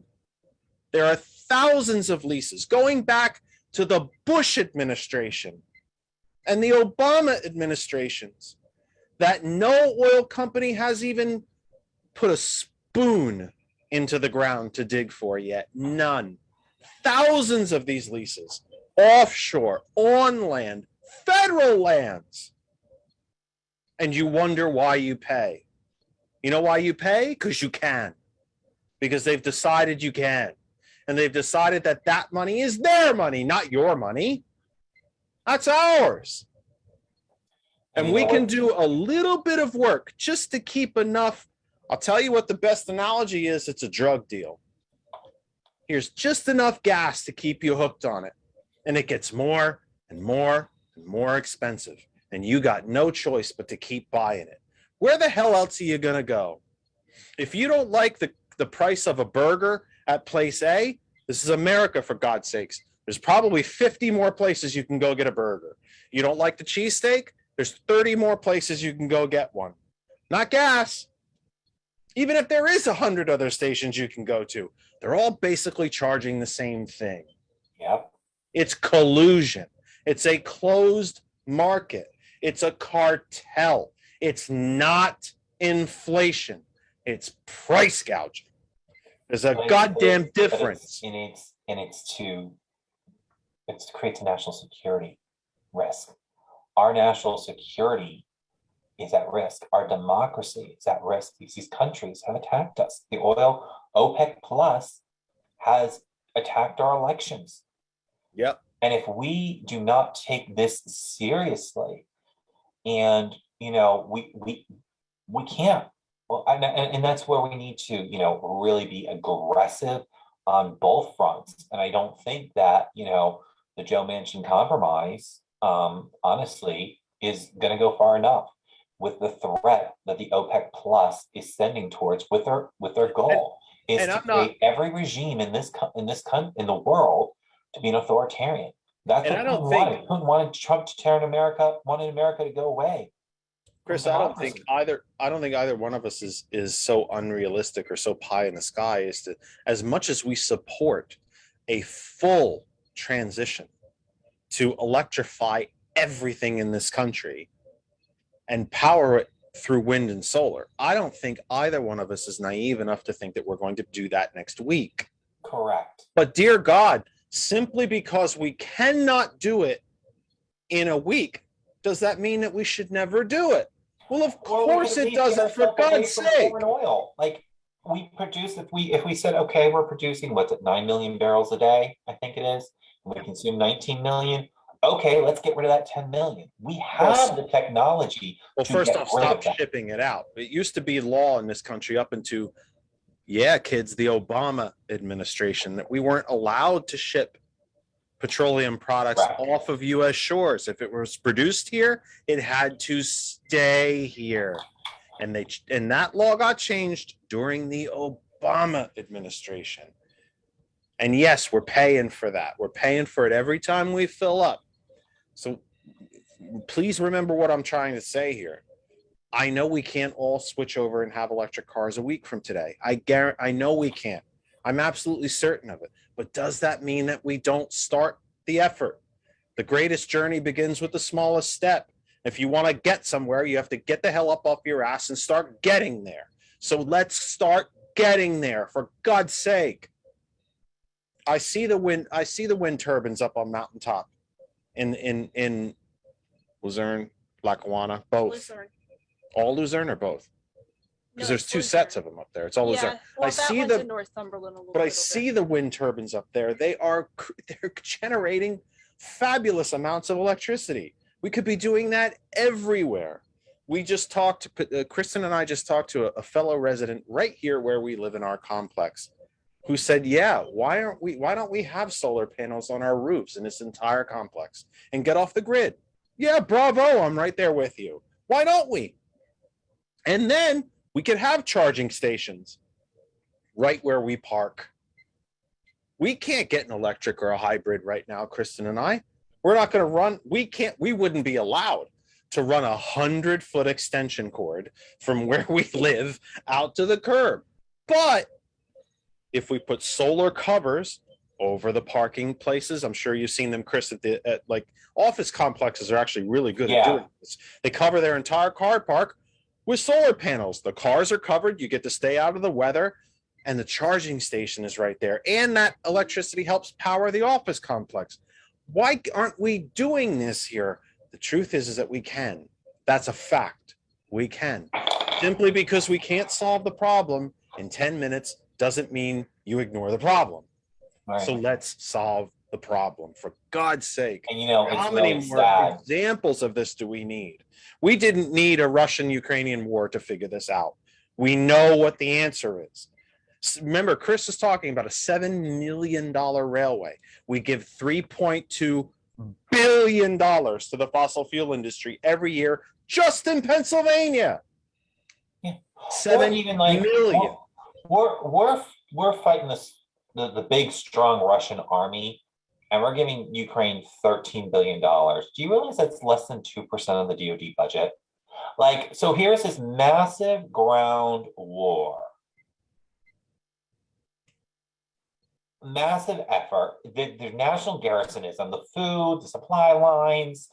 You see the tanks getting taken down. You see what the Ukrainians are fighting with our tiny little $300 million that's there right now. Now they're going to get this huge, big thing. Really makes you wonder, why are we paying these private contractors, these for-profit military things with 4 times the price of the cost automatically? What do they call it? No bid What soldiers contracts? could do. Of what soldiers could do and used to do for Or themselves. no bid contracts. So a $30,000 vehicle is 120 from the no bid contract company. Mhm. Where is our DoD? From the fair and open bidding process. Oh yeah, and I think I think part of the Ukraine war is what's scaring the military-industrial complex is people are going to say, well, wait, why are we spending this much money? That's, I think, one of the underlying fears there. Well, think about what you just said. President Biden just approved another 210, I think it was 210 million dollars of equipment for Ukraine today. What does one F-22 cost? I think it's- I can't think- think off the top of my head. Yeah. But yeah, It's somewhere, I know this is a very broad range, but I'm working from my memory, folks. It's somewhere between 500 million and 1.2 billion for one airplane.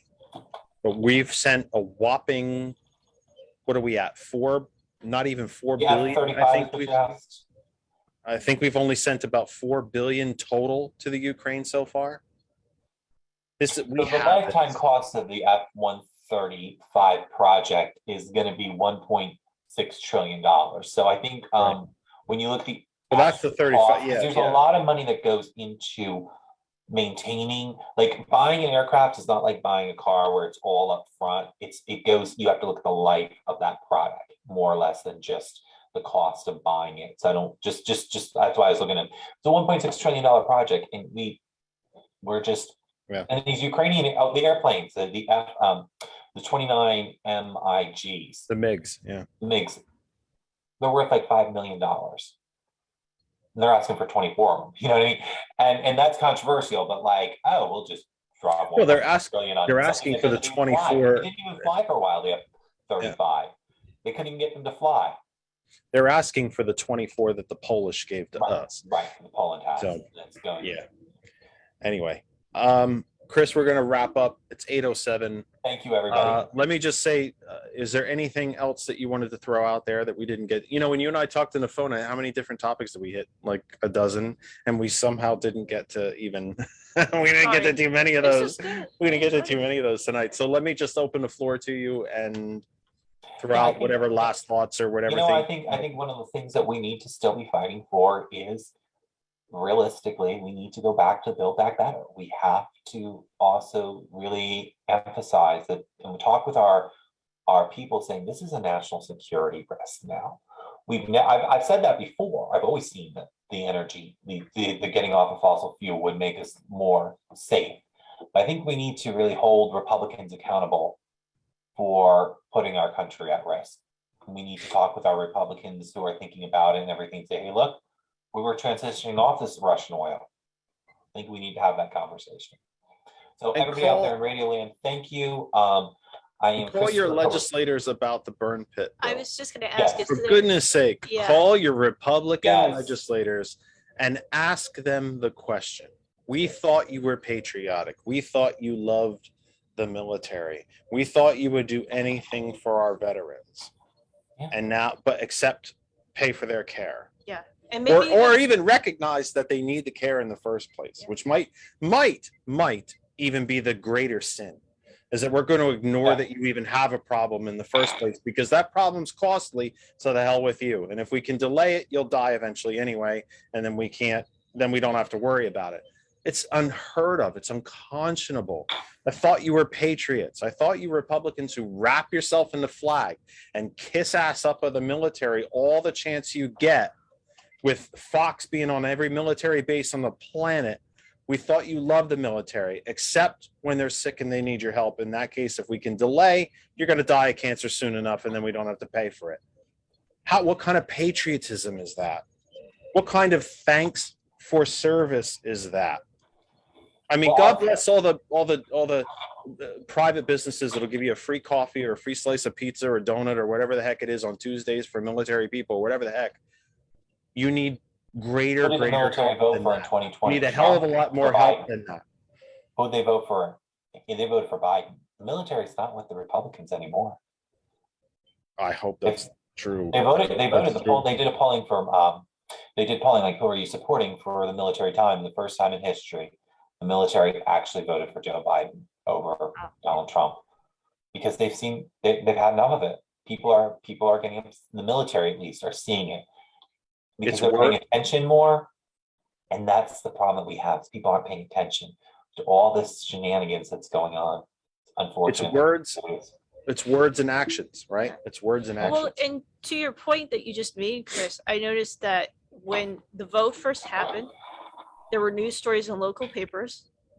And I think I saw maybe one story in Penn Live, and then that was it. So in your opinion, would it be helpful for people to write letters to the editor, to call into their radio station about this bill? Oh yes, I think it's a great way to say, like, yeah, calling and writing op-eds, absolutely. Writing, if you want to take a personalized message and writing it, and writing to your local newspapers. And remember, even if it's a smaller newspaper, you can still share it on social media once it's printed. So go to your smaller newspaper that needs content, get it printed in a newspaper, and then push it out through all your friends and social media. Awesome. Are there specific veterans organizations that are advocating for this bill right now? Like, I think I saw that Vote Vets was. Yes, Vote Vets is pushing for this. Vote Vets is a great one. Most of the VSOs are, they're saying lip service, they're for it. Unfortunately, the older generation is just not really pushing through a lot of the things. I feel that they say it, but how much are they really lobbying? That's where my concern is. They haven't really, they're focused on, oh, we're withdrawing from Afghanistan. That's the problem, not the veterans issues. Mm-hmm. I've seen a lot of that. So I think there's not enough. They'll agree with you, but do they get the policies passed? And it's votevets.org. Yeah, well, there's votevets on Facebook. You can go on Facebook. I will share votes. That's on the you can go right. Yes, the webpage is votevets.org. Yep. Awesome. They're a great organization. They work a lot with they're more focused on election of veterans. That's been a lot of what their focus has been, and really have been talking about the Republican alliance with Putin. Yeah, geez, we didn't even get to that tonight. Well, I have a feeling this will still be going next week. We could probably get to it then. But hey, another week. I'm sure I'll be on in a few more weeks with everything. I don't think the war is ending this week. But yeah, unfortunate. Hey, you're the best, man. Yeah. Thanks. Take care of me out there in Radio Land. Thank you for having me on, Jeff. We'll talk more. You always know that you're welcome here. Always, always, always. Thank you. You're part of the family. It's a pleasure All right, talking bye-bye to you. now. Bye. That's going to do it for us for this week. It's just about 8:13. Maybe 2. I have this very weird sort of almost like an OCD that I try to end on even, 8 o'clock, 8:15, 8:30, whatever. So we'll try to wrap up. But regardless, that is it for us for this week. I would say this: we We will be back with you next week live. I currently guestless as of this moment. We will work on that all week, but I can tell you that we will be back again next week with you live.